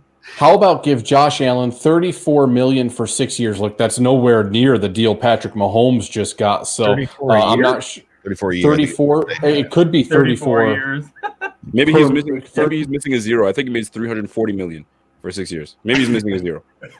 Maybe. It could be. But, I mean, $34 million divided by 6 is nowhere near what Patrick Mahomes just got. So hopefully, You can sign me for that. I wonder if he meant for a year for 6 years. it could be. It's still probably going to be a little low for what it'll Yeah, be. he's going to get Yeah, a little light in the pocket because I almost suspect when Josh gets his contract extension, when the money starts rolling in, he'll go even bigger to O'Shea with that, because he said he never wants to leave Buffalo. He loves it here. I mean, he's a small town kid from Central California. I mean, when you think about California, think about Los Angeles and San Francisco. That is not what Central California is. Then he goes to Wyoming, a perfect fit for him there in the mountains. He is literally a Wyoming Cowboy, now comes to play for one of the smaller market franchises in the NFL. I think it's a perfect fit. And what did Sean McDermott say last night about fit? Buffalo is a blue jeans and a work boots kind of community, and that's him. That's the fit, and I think he fits in with Buffalo really well. I want to bring something up. I'll let you read Pierre Kingpin. No, that's me. I did that because Go ahead. That's absolutely correct. As much as the Bills want to wait for to see who replaces Daboll, and is Josh really the guy? The only way, and we've all said it, even leading into the season before the Trey White extension happened. Every day that passes, Trey White became more expensive, and the same thing is true of Josh right now. Mm-hmm. Every day that passes, he's more expensive. The only way the discount is to pay Josh right now, not wait. Pierre, on it again. Absolutely. That's the way you buy your stocks in the stock market. You buy them low. You buy them while they're heating up. You don't buy them at the very top. I completely agree with you. Yeah. Just for reference to him, I got Mahomes' contract pulled up. We're talking about Mahomes' deal. Yeah, It's about it starts off low and works its way up. So like he's making 31. I think that would be out of his rookie deal at that point. So it starts with 31, then it goes to 42, 39, 41, 41, 59, 44, 44, 50, 52. And that's on a year-to-year basis. And that's just a cap hit. So it's, not all of it's guaranteed. Some of it's signing, it's roster bonus, workout bonus. But most of it's guaranteed. I mean, his salary by the end is 38. And that's just in 1 year, and that's at the very end when it's already grown to that level. So I'm thinking, if as far as Josh goes, we could probably expect low mid 40s per year. I would say at the base, that'd be the bottom of where his contract would be. Get the bell, Rico. Get your bell. Get the bell. Get the bell. Yo, shout out to my guy Chewbacca. You want me to Chewbacca or Chewbacca? Anyway, Chewbacca. $5 billion. That's how we do it. But welcome to the Big Squad. I do have to ask you guys something here. Give me a second, okay? When I have to apologize to Trent Murphy, because when I found out that Trent Murphy was not on the deactivation list, I was like, oh God, what's happening here? Give me a sec, babe. Give me a sec. So yeah, he's got the same wallpaper as me. That's right. So when I noticed that, bring her on, Rico. Bring her on. There she is. Hi, sweetie. Beautiful. Hi. Can you hear them? So he brought on Trent Murphy and had to make some moves. Then it made me realize, hold on a second. We just signed Freeman and we have Kenny Stills. Is he saving Kenny Stills and Freeman for the next game if we have to reshuffle some things? Because our running game is just not doing it. And we gave Singletary an opportunity. I mean, can you say we gave him an opportunity? Not really. But does Freeman and Stills become active next week? Give ourselves that much of a weapon, or do we keep things where we are, especially in the receiving room? I would say, especially in the running backs room, you're more likely to get Freeman, I think, because you've lost your horse there in Zach Moss. But I'm going to take this one step further. This might be a preemptive move for the offseason going into 2021. That's how Bean is playing chess while everyone else is playing checkers. He's like, I got these guys. They're in the locker room now. Maybe they could be a fit for 2021. And right now, they are break glass in case of emergency. So, it's like that meme with the brain. We all have peanuts for brains. Well, Bean has this gigantic brain. Yeah. Just a thought. That's a great point. Carlton has something to say. Yeah, no, that's a great point. My question is it an emergency though, right? I think this may be the time to break that glass, at least for Freeman. I think, Yeldon, he got out there. We had an argument about Yeldon Williams, who it didn't matter. Nobody was able to move that ball. We may give Freeman a week to understand the playbook and get acquainted with everything. I can see him coming in. I can see him coming in. But Stills is the more interesting one here, right? So with Stills, I really feel like he's there in case of injury, right? You look at John Brown, you look at Beasley, and one thing I did see, if you saw Gabe Davis on that missed touchdown, he looked like he came up a little gimpy there. He looked a little hurt. A little bit, you're right. He did, right? So I could see if something comes out where one of those guys are a little banged up and they can't go 100%, I could see them calling up a Kenny Stills just to be, a couple deep balls there, just to be, especially against like a KC where we have to, have a shootout. When I read, and I think. Sorry, when I read that, to Rico's point, when I read that Murphy's one of his best games was against Lamar last year, to me that was like an immediate projection he was playing in this football game. Like there was no doubt. So I would have almost been upset if he was inactive. I'd have been like, like what are they thinking? Like this kid stayed home last year against Lamar. I need somebody to stay home against Lamar this year. So dude, he earned every dollar. I'm not going to complain about the money we paid him this year. He earned every dollar, that $9 million in that football game, in my opinion. Earned it all. Clay, we got a super chat coming in here. This is an unpopular opinion from Mike Lazinski, but he really thinks Singletary is not that good. B needs to revamp the running back room in the off season. What are you thinking, Clay? Is Singletary not that good? I mean, he's middle of the run. If he was an offensive system where it's a run heavy, a power run offense, maybe then I think you'd be doing better than he is right now. But he's not fantastic. He's not a game breaker. He's he's a guy that's there to get some rushes, get you a few yards, catch a couple passes. But the only way to build the only way to build your running back room is to draft or you sign guys that are cheap. Because you can't spend money on your running backs unless their name is Alvin Kamara or Christian McCaffrey or Dalvin Cook. You don't spend money on. Part of the thing, Clay, I think, is that the offensive line is built to pass protect for Josh, and that is their strength. And their drop off from the strength and pass protection drops off to their weakness in run blocking. It's got to be part of offensive line too, right? Yeah, and scheme goes along with it too. I mean, Dable, I don't think he's a master schemer for a run game, the way that Greg Roman is that guy where he can scheme up a run game. He might be a little predictable, but he's very good at drawing up those schemes. So it goes into the play a lot there in, if you're doing a zone run, if you're doing a power run. And the thing is the scheme that you're running has to match up with what your running back's knowledge and your running back's vision. With a zone run, you have to know what's going on. You have to have really good vision to hit those cutback lanes because that's the whole point of that zone run. You open up the cutback lane and you got to know when to hit it. We haven't really seen Singletary or Moss be able to hit those cutback lanes at a and I'm gonna jump on top of that. Vision is one thing, but it's anticipation. One runner, I mean, he's a Hall of Famer, but Peterson he's absolutely amazing with anticipating who's hitting that hole or where that defender or how that defender is coming at them, and they work both in the same fashion, vision and anticipation. And if Singletary can at least anticipate it, you don't have to have speed, you don't have to have the burst that we would like you to have, but you don't have, it's fine. But like it's all inside zone, and it's crazy. Like you'll never see a toss play not fast enough. We saw that. I was like, ooh, never again. We cannot do that. The hard part of the arguments that you guys are making is this isn't a player issue. It is somewhat. It's not a player issue, and I'm going to agree with that. There's an aspect of it. Are we?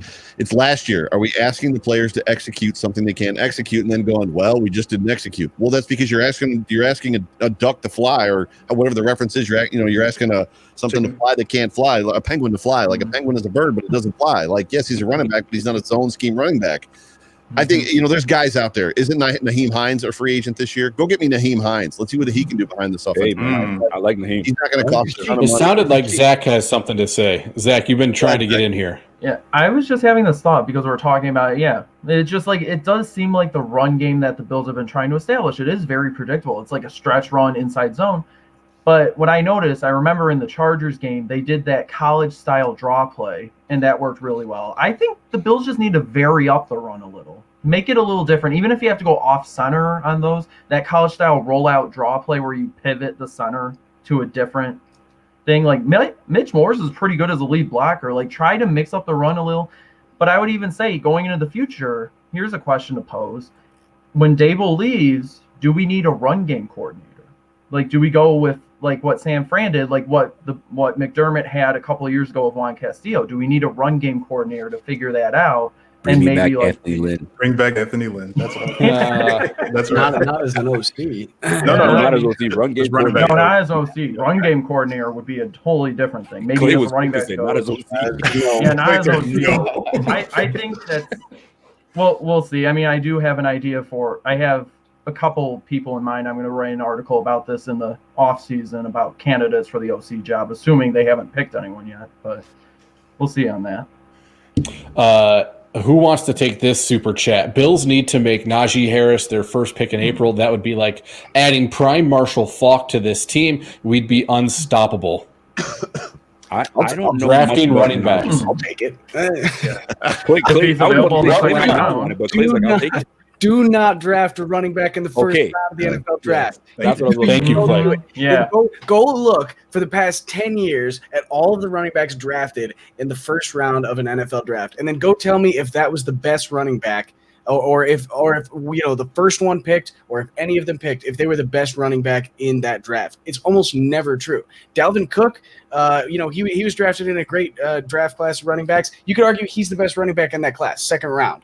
Alvin Kamara, what, third or fourth round? Right. Best running back. Great points. Yeah, exactly. It's balance. That you can't draft a running back in the first round. You can find value elsewhere. You might draft a good running back in the first round, sure, but the bust rate of drafting them in the first round is way too high. It's not worth wasting that pick. Get something that's more of a position of need, and for the Bills, that's a corner, a tight end. Get someone that can like really contribute to the team. Where we don't even need a running back. We can throw through the ball all season. We're still 15-3. So you don't draft a running back in the first round.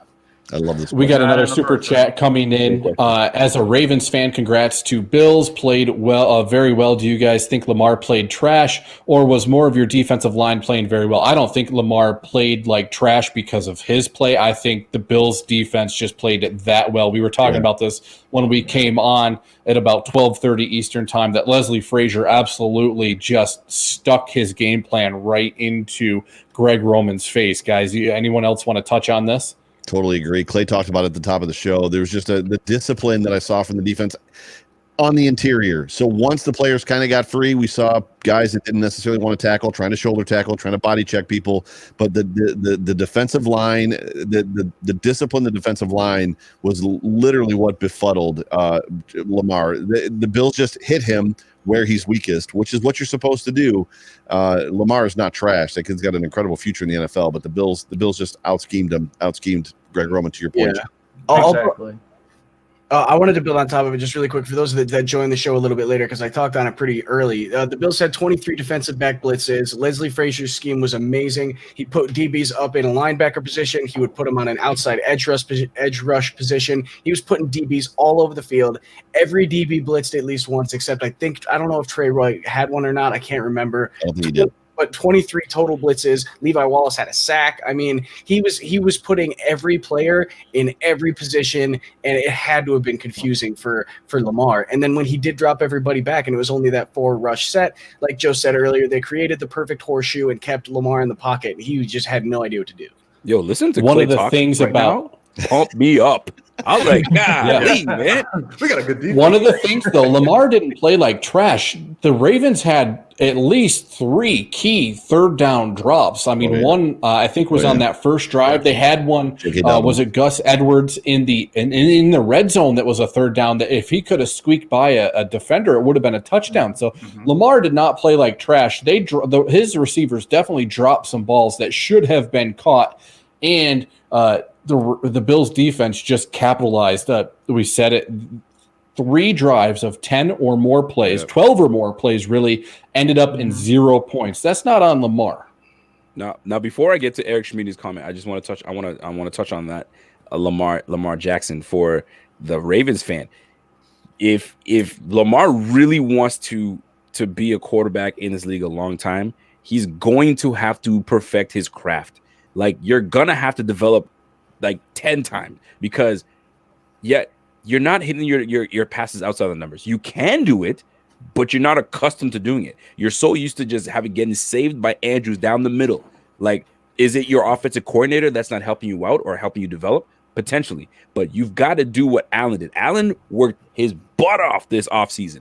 Get yourself a Palmer. Get yourself a Palmer. Do something, because right now you're watching your draft class excel. You're not.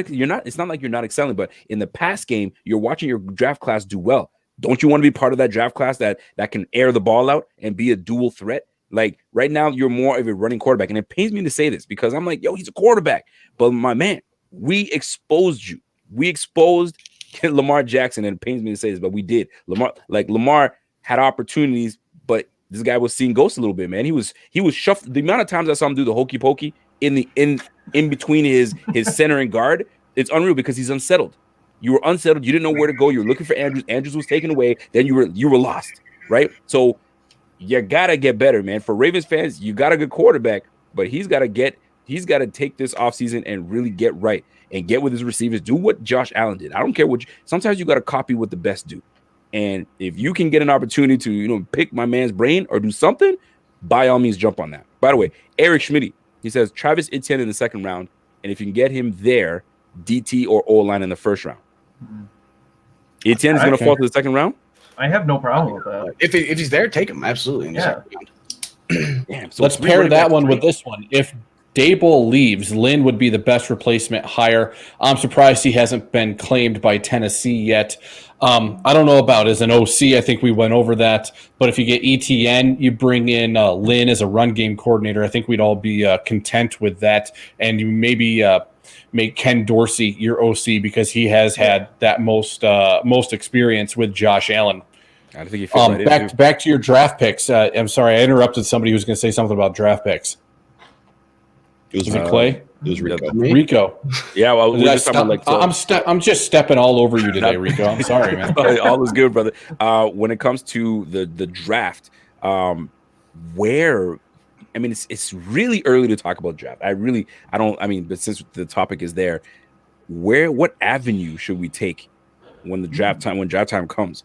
Are we focusing more on offense BPA. or on the defense? BPA. It's got to be. First of all, we're so used to talking about the draft this time of year because we're Bills fans. Yeah. So, Rico, we got it. And reprogram myself, man. We'll give this 1 minute because we want to get back to the AFC Championship game. I think, Joe, you're right. BPA, go for it. Oh, I don't have a lot to say about it. There's just an aspect when you look at the depth on this football team. I mean, unless you've got a guy that fits absolutely perfectly, it's like, clearly we've got issue at quarterback, QB2. We've got an issue at RB1. I'm not going first round quarterback or running back, to Clay's point. We're not going to draft a quarterback in the first round. Guard is obviously there. CB2 is obviously there. Although you don't know what you have in Dane Jackson, even though every time he's on the field, he flashes. And every time it seems like the game is, we expect him to play, he gets scratched. Linebacker is clearly somewhat of a need too. It's going to depend on what they do or how they feel free agency plays out. But to me, with the depth of this football team, it's BPA. You go BPA, and I like that. That's the luxury of being good and being deep is you go best player available. First world problem. Yeah. Now let's get back into AFC Championship week. We've talked a lot about whether we want to see the Browns or the Chiefs, and I think most of us do want to see the Browns because it gives the Bills the home field advantage. I will say, though, I don't fear the Chiefs. If you're going to prepare for the Super Bowl, go into Arrowhead for the AFC Championship game. It's going to be fine if you come out with that victory. But again, I think it was Clay or Joe said, give me the easiest route because I want to get to the Super Bowl. Either way. But on the NFC side, are we rooting for the Bills to beat the Bucs in the Super Bowl, or do we just not even want Tom Brady anywhere near that game? Ooh, my heart wants Brady. My heart wants Brady. I mean, it does. Honestly, to be realistic, looking at that Green Bay game and just looking at Tampa Bay and the Saints over the course of the year, I'm not afraid of anybody in the NFC. And I said this last week, and people kind of dogged me when I said I'm not afraid of Baltimore.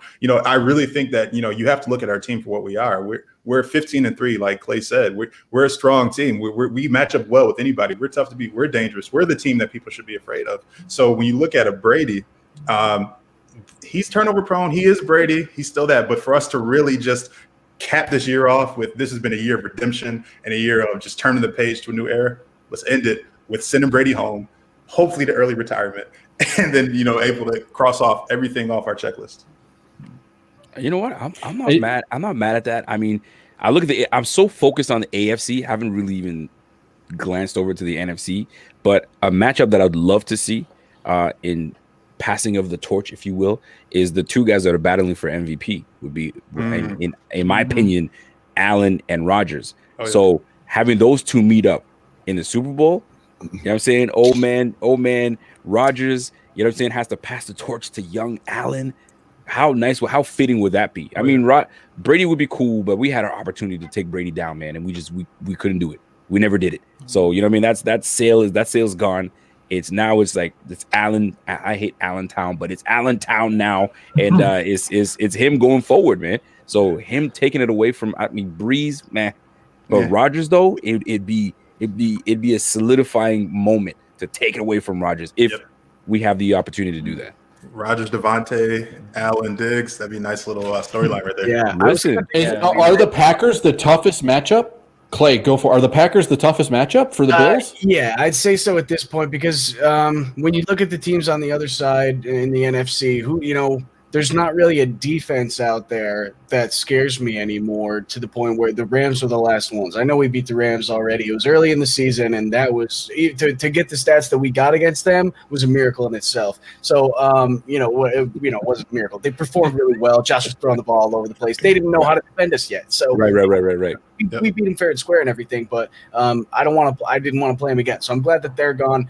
But yeah, I think the Packers just have the most explosive offense. When you got Aaron Rodgers, who's playing one of the best seasons of quarterbacking ever in the history of the NFL, then yeah, that's a guy that you should be worried about, especially when you got a guy like Devontae Adams who can catch the ball for him. And don't discredit Tunyon either. Guy's a beast, man. He can play, man. Yes. If the Bills do make it to the Super Bowl, who would you want to play? I mean, we've talked about Brady, and I think he's become this boogeyman for the Bills fans that even now that he's on a different team, we kind of fear just the name Brady and the number 12.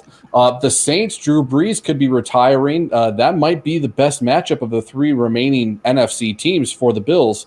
Are the Saints the best matchup for Buffalo?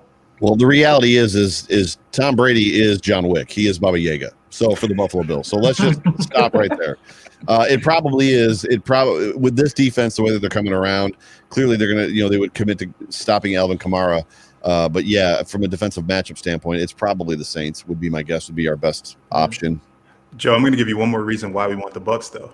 Okay. Antonio Brown, poetic justice right there. Antonio Brown dissed us. There's a lot of storylines. There's a lot of storylines there where we can get some poetic justice and come back around and say, you know what? You thought we didn't have the quarterback to match up and get you the ball? Look at our guy now. Look at what he has with Diggs.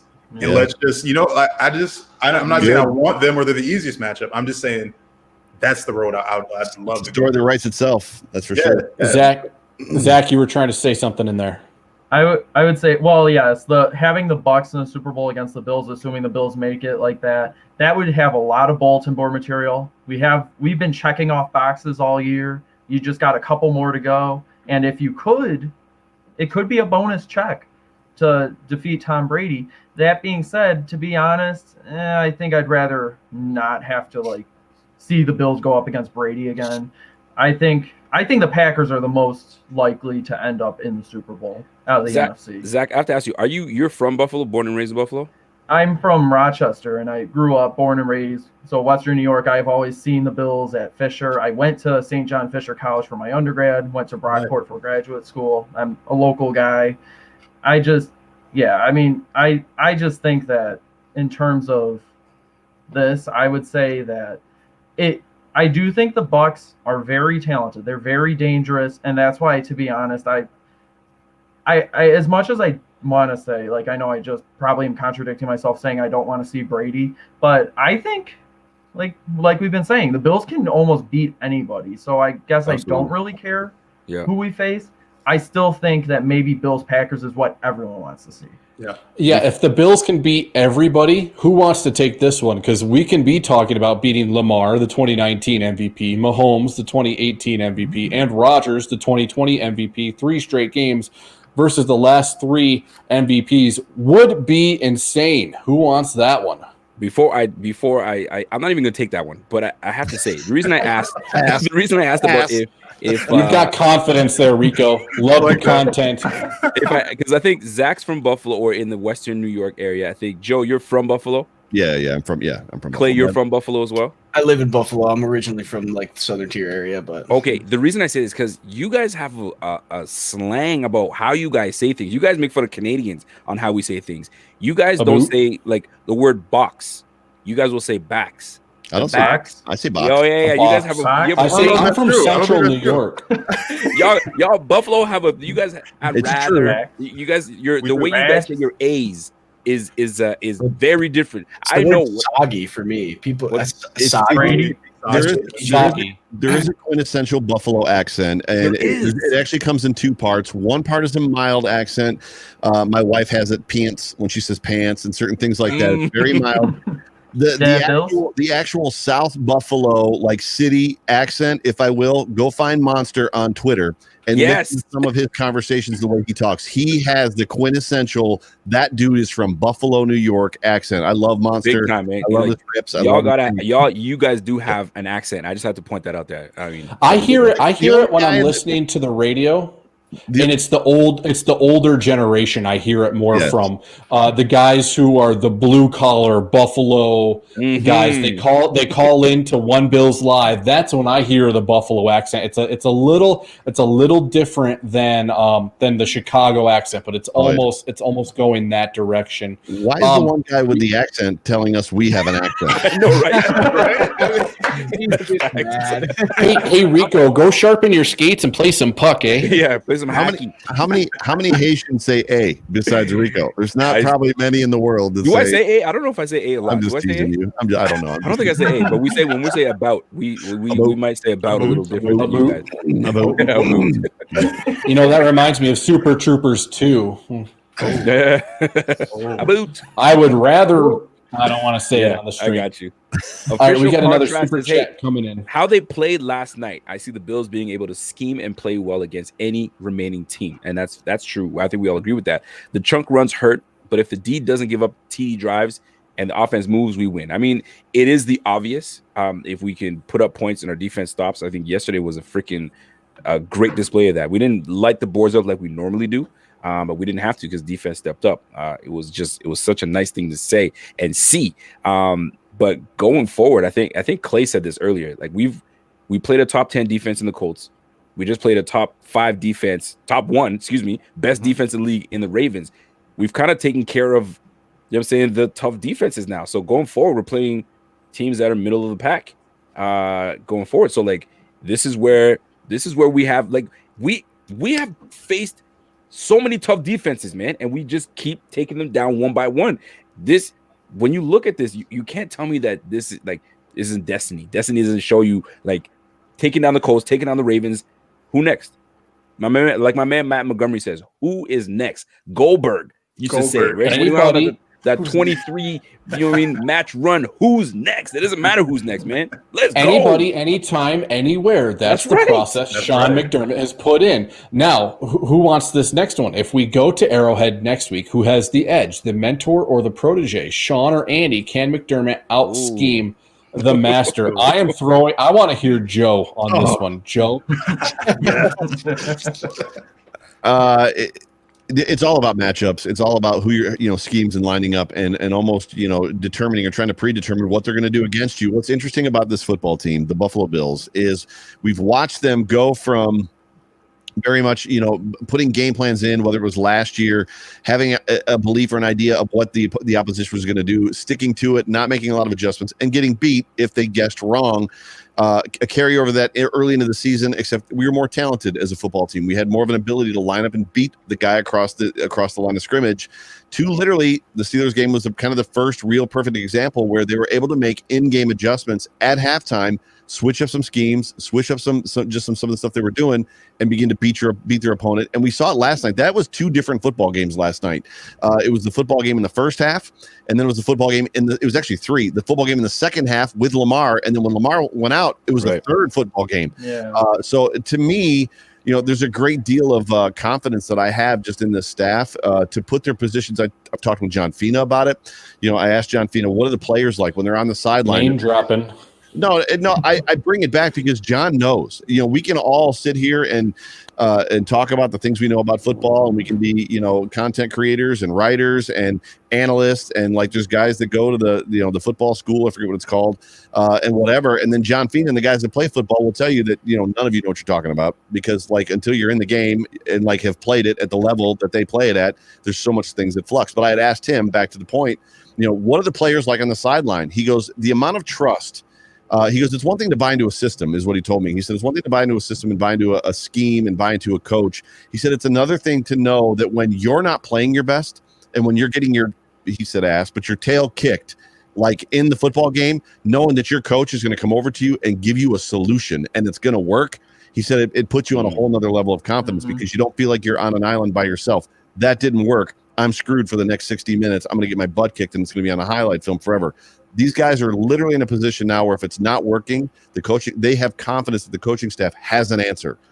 So for me, that's a hugely long answer. I apologize. Great answer. We love it. I believe there's a great opportunity. I could listen to you fall into sleep, Joe. It's okay. I hope I don't put you to sleep. There's a great opportunity, in my opinion. Not that Andy Reid isn't that same guy or they don't have the same cast of characters. I just think there's a much better opportunity this time for us to beat the Chiefs than there was last time. Not to mention, we now have film on them playing us and seeing what they want to do and what they like.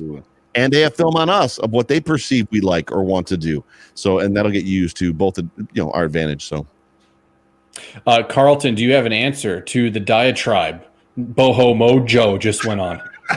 That was a solid one. I mean, I can't really contest it because he was right. And you can't contest John Fina. Come on. So when you look at what Joe said, what I like though, you look into the film they have on us, right?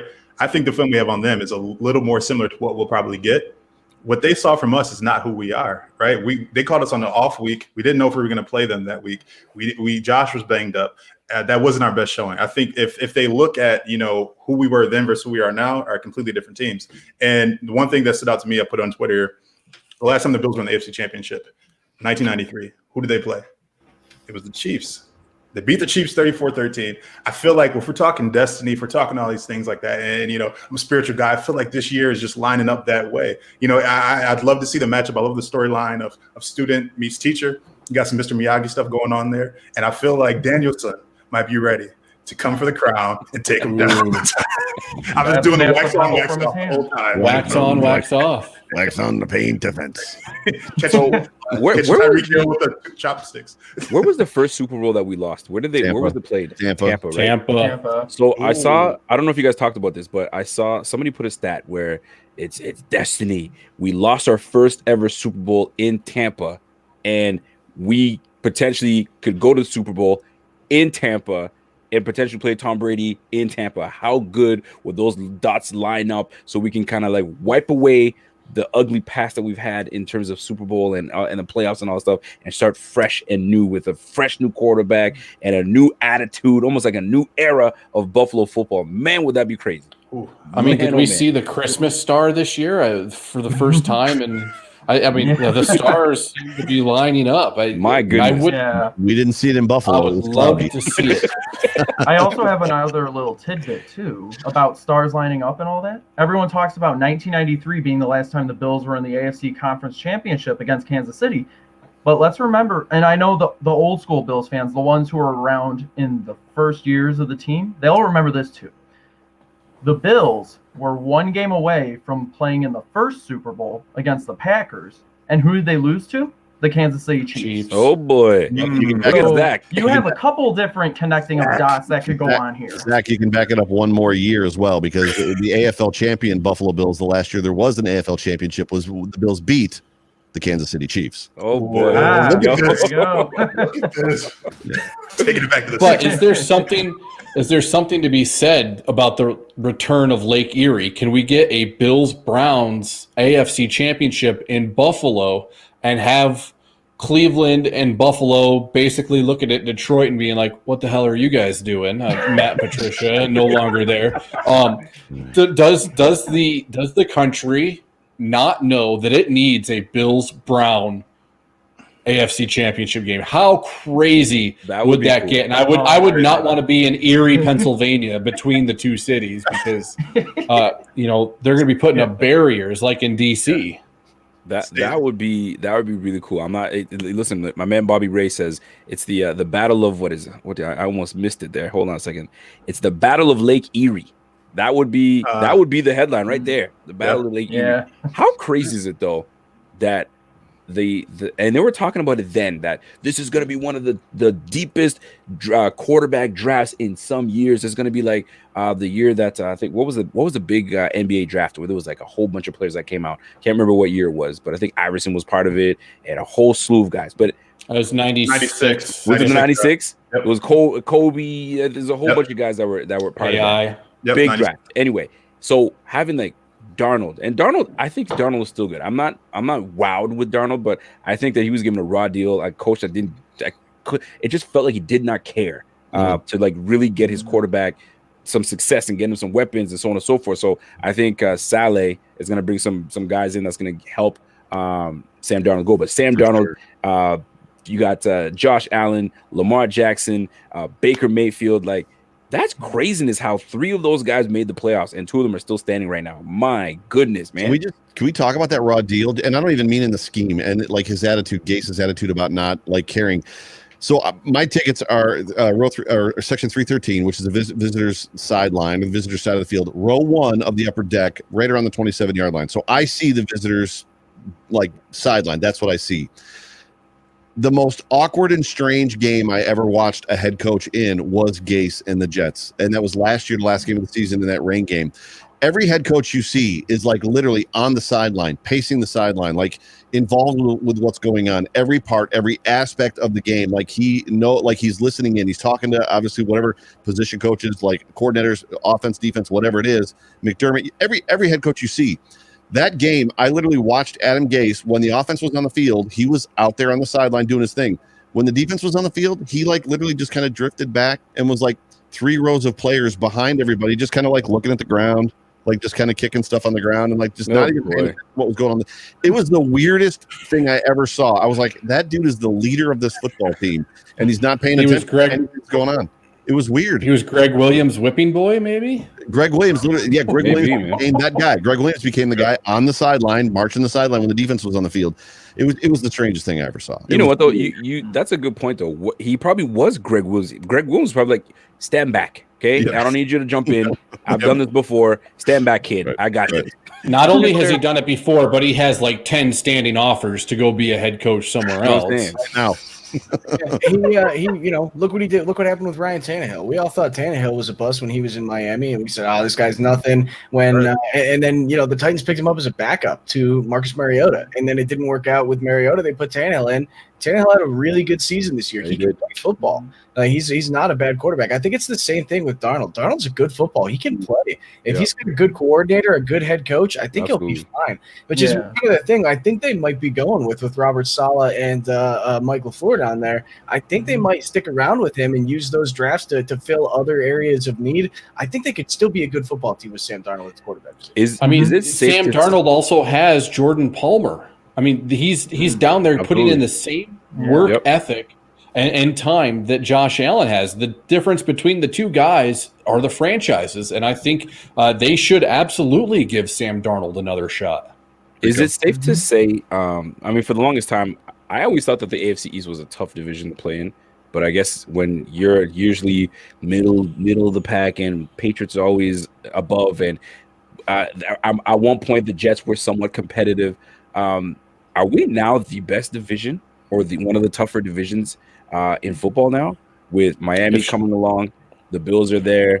The Jets obviously at the bottom, but they can turn around quickly with a competent coach. And the Patriots, are they going really to the basement, or the answer is in a question. Who was presumed to be before the season started the best division in football? Or one NFC West. NFC and AFC West. And what was the AFC East's record against the NFC West and the there you go. Yep, absolutely, man. Like I don't want to say we owned them, but the AFC East kind of owned them. Right?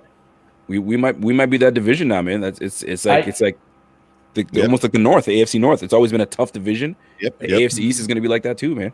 East of the East. If Deshaun Watson ends up in New England or Miami, it's without a question the best division in football. I do not want that. I am praying that that they hire Leslie Frazier or Eric Bieniemy for Deshaun Watson. For real. Yeah. Be happy.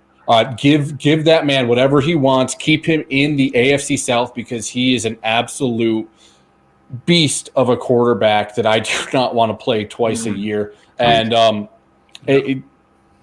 one of the things that I thought the discussion on Deshaun Watson missed this year or this past week was they wasted a year.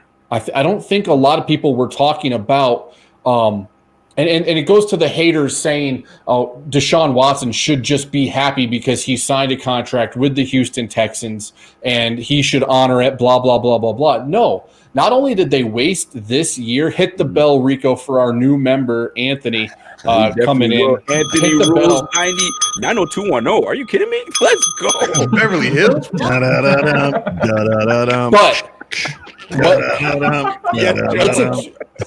I gotta finish this. I gotta finish this out, guys. It's another 2 or 3 years before the Texans are relevant again with their cap situation, with their draft pick situation. It's 2 or 3 years more until Deshaun Watson can have a good franchise along with him. So that could be a total of 4 years wasted for Deshaun Watson while he only has 10, 15 years maximum in the league. This isn't a job where he just goes and works all his life until he retires at 66. No, he has a finite amount of time in the league. He does not want to waste those years trying to win a Super Bowl with a franchise that made piss poor decisions under Bob. I don't think he's coming back. I don't think he's staying with the Texans, man. They're gonna have to get rid of him. There's an article that actually came out while we were in the show that said there's a lot of rumors going around that people think he's played his last snap for the Texans. For sure. He's not coming back. Like, you disrespected the player. Like, he's your franchise player. You go to the owner and say, keep me in the loop. Let me know what you guys are doing. And you do the opposite of what this man wanted. And then you want me to now put my heart and blood and sweat for this franchise when you took away my best freaking receiver. You got a coach that you gave him GM and freaking coach. And you pissed away the season. You gave me who was his best receiver? The little guy that keeps getting traded all over the place. Brandon Cooks. Brandon Cooks, excuse me. Oh, come on, man. Brandon Cook is nice. Even Brandon Cook was like, that's enough. Stop trading me. I'm done. The mistake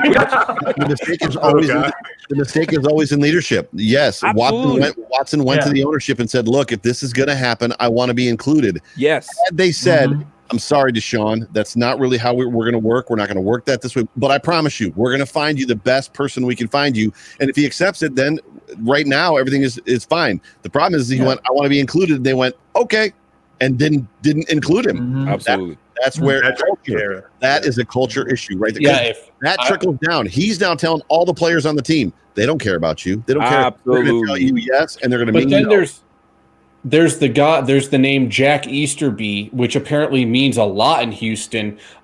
Whether he's the one, I don't know the insides and outs of their franchise, but it's rumored that he's the one who is running the ship, and Deshaun might have to say it's Easterby or me if he wants to get his way. But I saw the comment that pop up that said Deshaun Watson should go to San Francisco. I'd be all for that. That would make sense for some fantastic football. Get him out of the conference. Imagine the video. We got another oh my god! Super chat. Plus, Texans keep interviewing all defensive-minded coaches.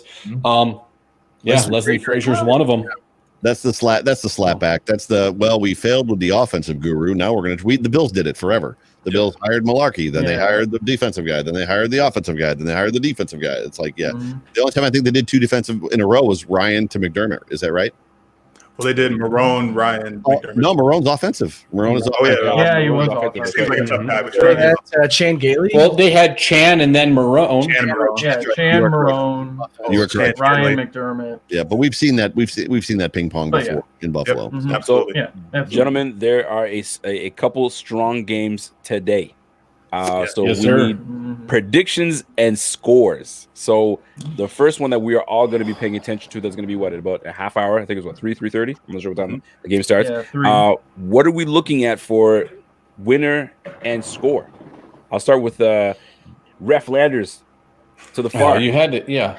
There you go. So The Chiefs and the Browns kick off at Arrowhead at 3:05 Eastern Time, followed by the Bucks and the Saints. What's that?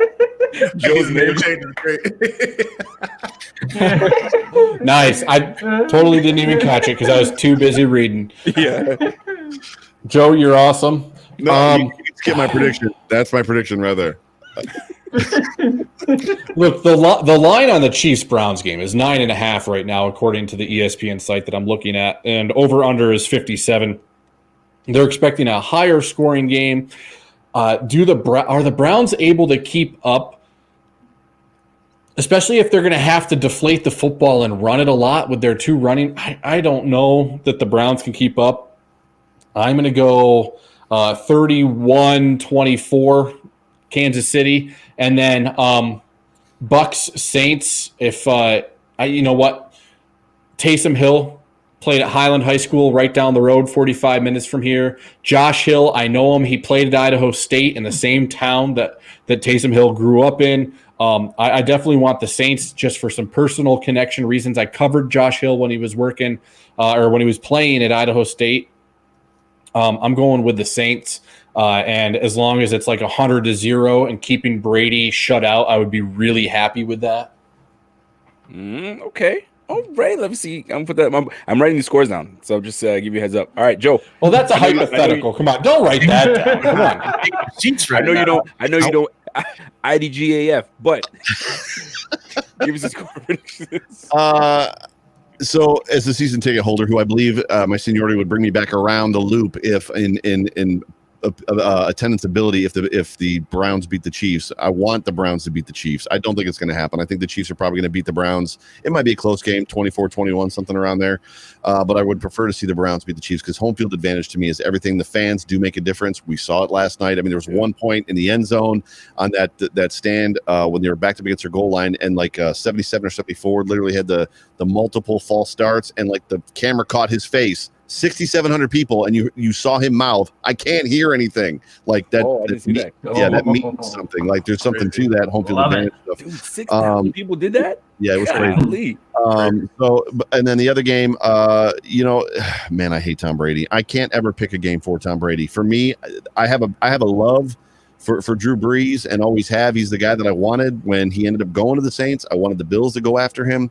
I'll take the Saints and give me Breeze. And I bet you know what? Give me that game. And what's the stat? Brady's never been beaten twice. Never been swept. Never swept, right? Never but I think three times in a row. 3 times in a row. Yeah, three times in a row. He's been beaten twice already. I think they've got their number. They're gonna put the hurt on him. Give me like 40-21. Damn. Ooh. I think you do care. Does give AF. Absolutely. For me, I'm sticking with the upset. Browns over KC. I like it. I just feel 3 weeks off. You guys did not play good December football. It was just okay. And I think the Browns are so motivated, especially seeing what the Bills just did to the North. They took down their foes. They're like, man, we got to do it. We got to do it. And we did it without coaching and without position coaches last week against a division foe as well. On top of that, we got to do it against the Kansas City Chiefs. And if we're going to make a name for ourselves, Baker Mayfield especially, because he's been up and down with the media. They either like him or they don't like him, or they say he talks too much. So now he's like, no more talking. It's about playing. So I'm taking the Browns with a closer one. I think it's going to be about 28-24 Browns. That's the way I look at it. For the Saints, I'm like Joe, man. I don't give a damn about that game. But I actually liked, and here's the crazy thing. I like Tom Brady now that he's not on the Patriots. I enjoy him.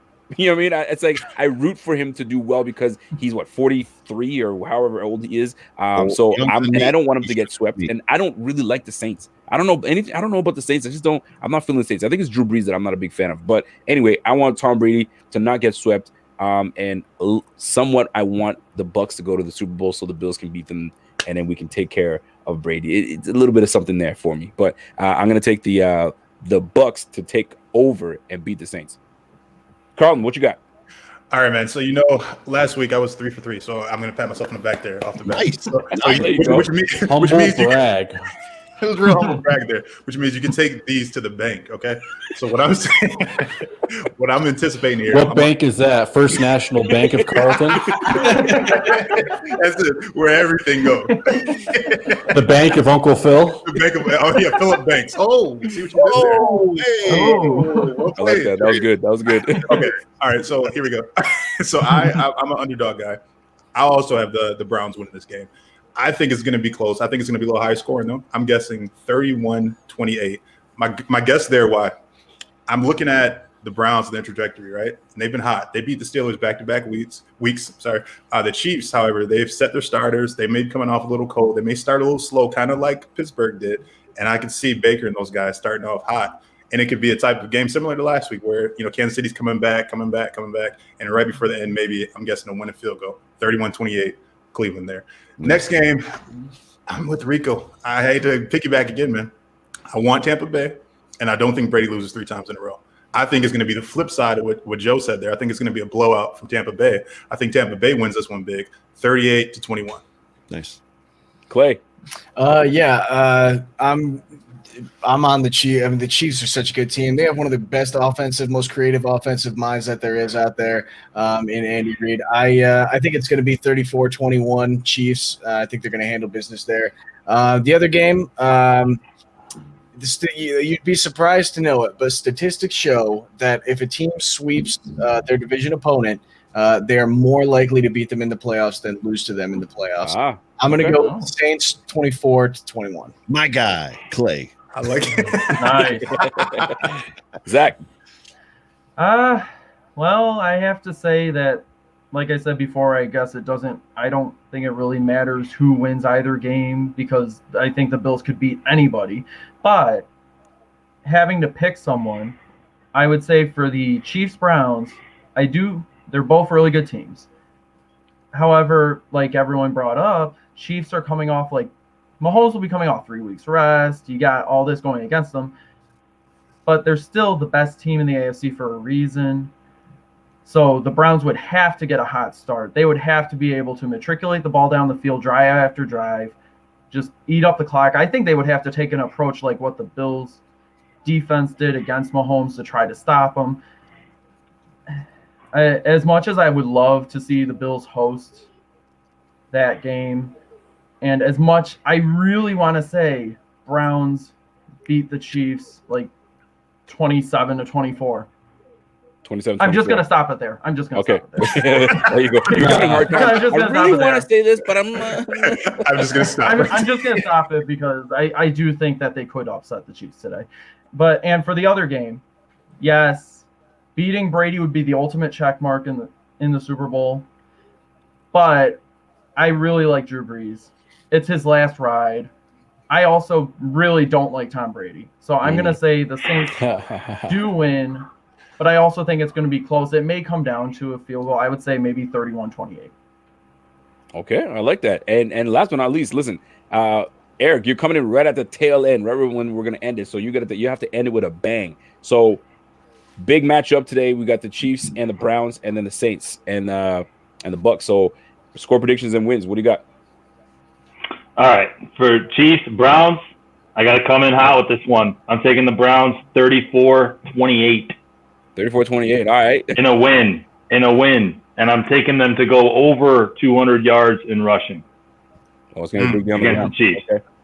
Yeah. See that? As far as Saints and the Bucs go, I'm going to go with the Bucs here, and I'm going to take them 34-24. I think Brady is hot right now. I think he's got a ton of weapons. Yes, the Saints have an amazing defense, but I don't think that at this stages of their career, I don't think Breeze can be the superior quarterback.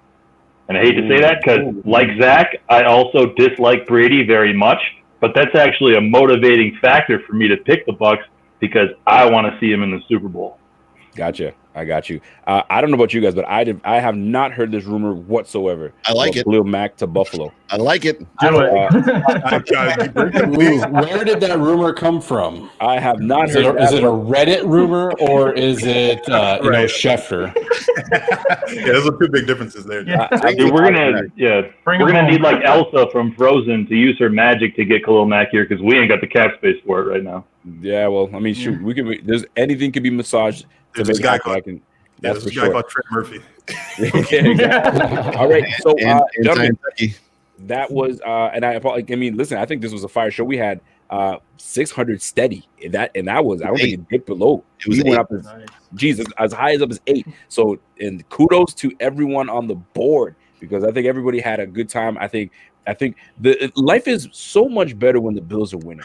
Amen. Things taste better. Oh, amen. I mean, colors are more vivid, right? The wife walks by, she smells better. What? Right? There's a whole lot of things that start happening. So it's been great. It's been real. Rico, I hate to tell you, that's the perfume her boyfriend bought her. Yeah. Real quick. If it's coming from, because apparently she's a big fan of Stephon Diggs and she's a big fan of Deion Dawkins. If one of those guys are sending her stuff, we got problems. We're gonna put the fist up and get going at it. But gentlemen, we had a monster day yesterday. The BF tailgate yesterday did over 11,000 views. And you guys are working, man. The BF writers room, the whole squad put it together. And then the post game last night, we had Joe join at the end. It was a good time, man. We had Steve was falling asleep. He's still up there.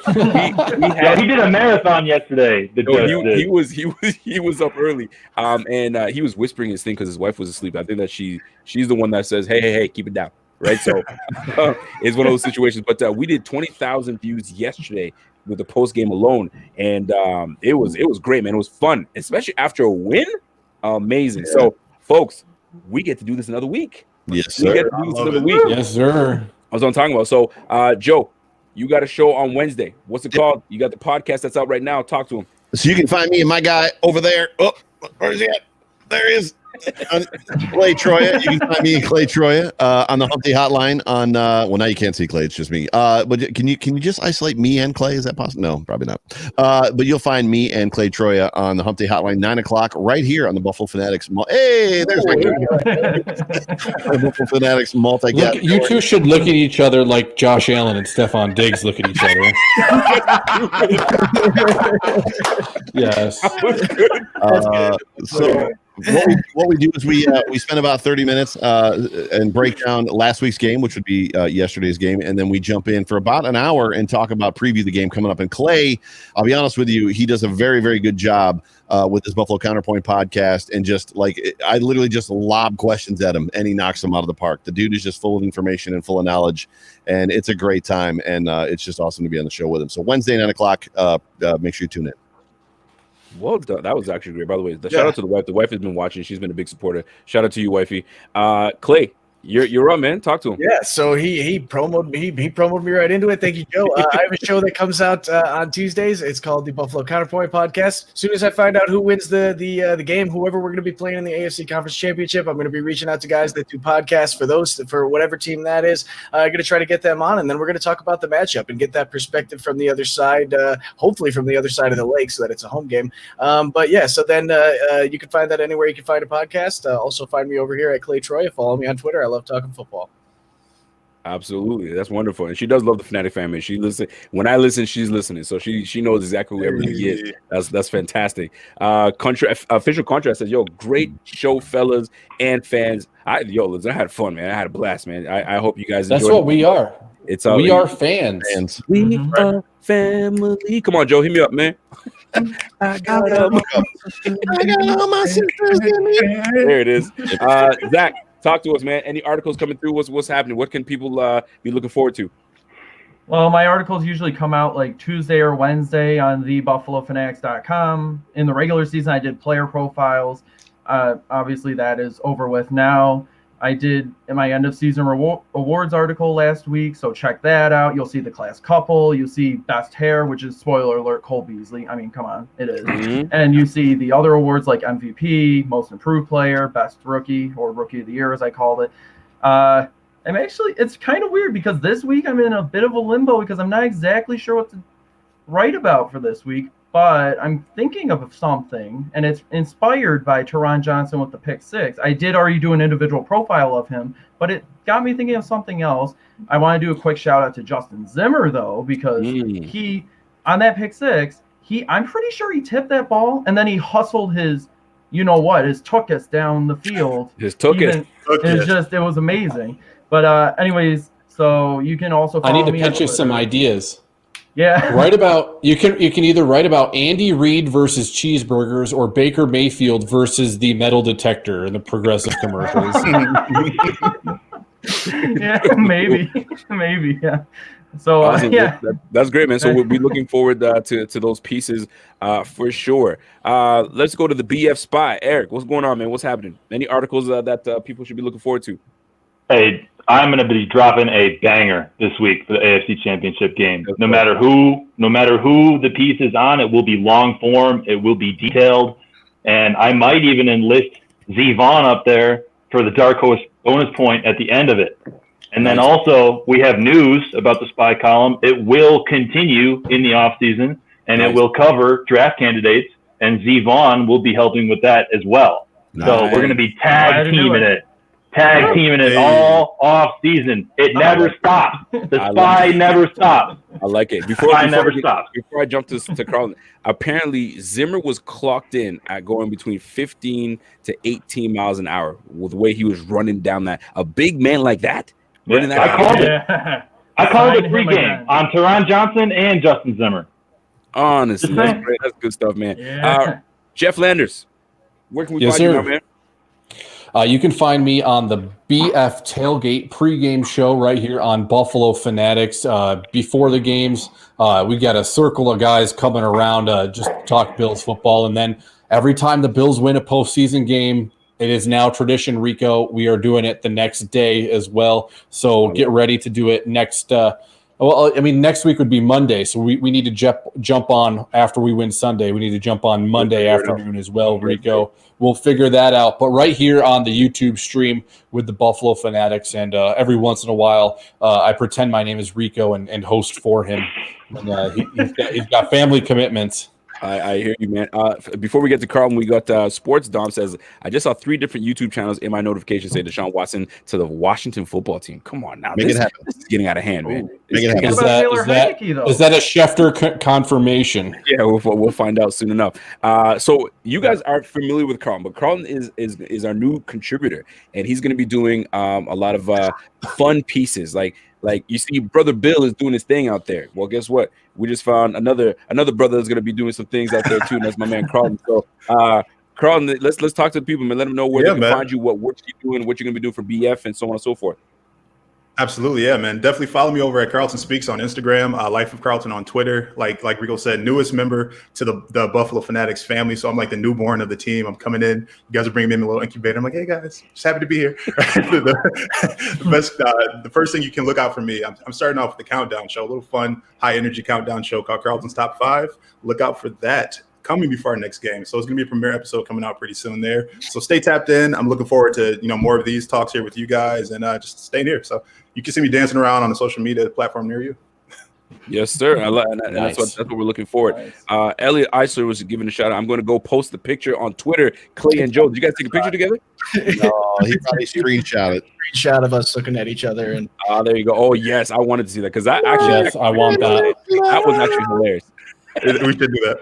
That was great. So, gentlemen, you guys can find the BF Mondays through Sundays. I mean, where it's every day. There's content for you guys. We've been getting messages. These guys on the panel right now have been personally getting messages saying that it gets them through the day and so on and so forth. So we're going to keep bringing you guys the content. You guys can find me on all the social media platforms, Rico_BF on Twitter and Instagram. I don't really go on Instagram too much, but when it comes to the content, man, post game and then Tuesday nights, I go right after the Air Raid boys, and then Joe is right after with Clay on the Wednesday show. It's going to be lit, and we'll see you guys again next week. So until next time, it's the BF. What do we call ourselves? Do we call ourselves anything or no names? Awesome. IDGAF, go Bills. Yeah. It's the IDGAF Go Bills. We had a huge win. We're going to enjoy the rest of the week. We can walk around work or wherever we go with our chest held high out there. Say it with your chest because we are able to do that. So, folks, you guys have yourself. We are not done. We are definitely not done. So, you guys have yourself a fantastic week, and we will do this again next week. It's your boy, and we are gone. Let's go. Ladies and gentlemen, we are tuned in to the Rico Report. I really don't know what to tell you. That game was insane. Welcome to the Big Squad.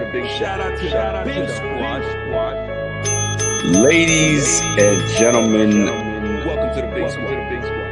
Welcome on a very special evening to the Rico Report. We are here. He is our team. This is the Buffalo Fanatics. Bing, bing, bing, bing, bing.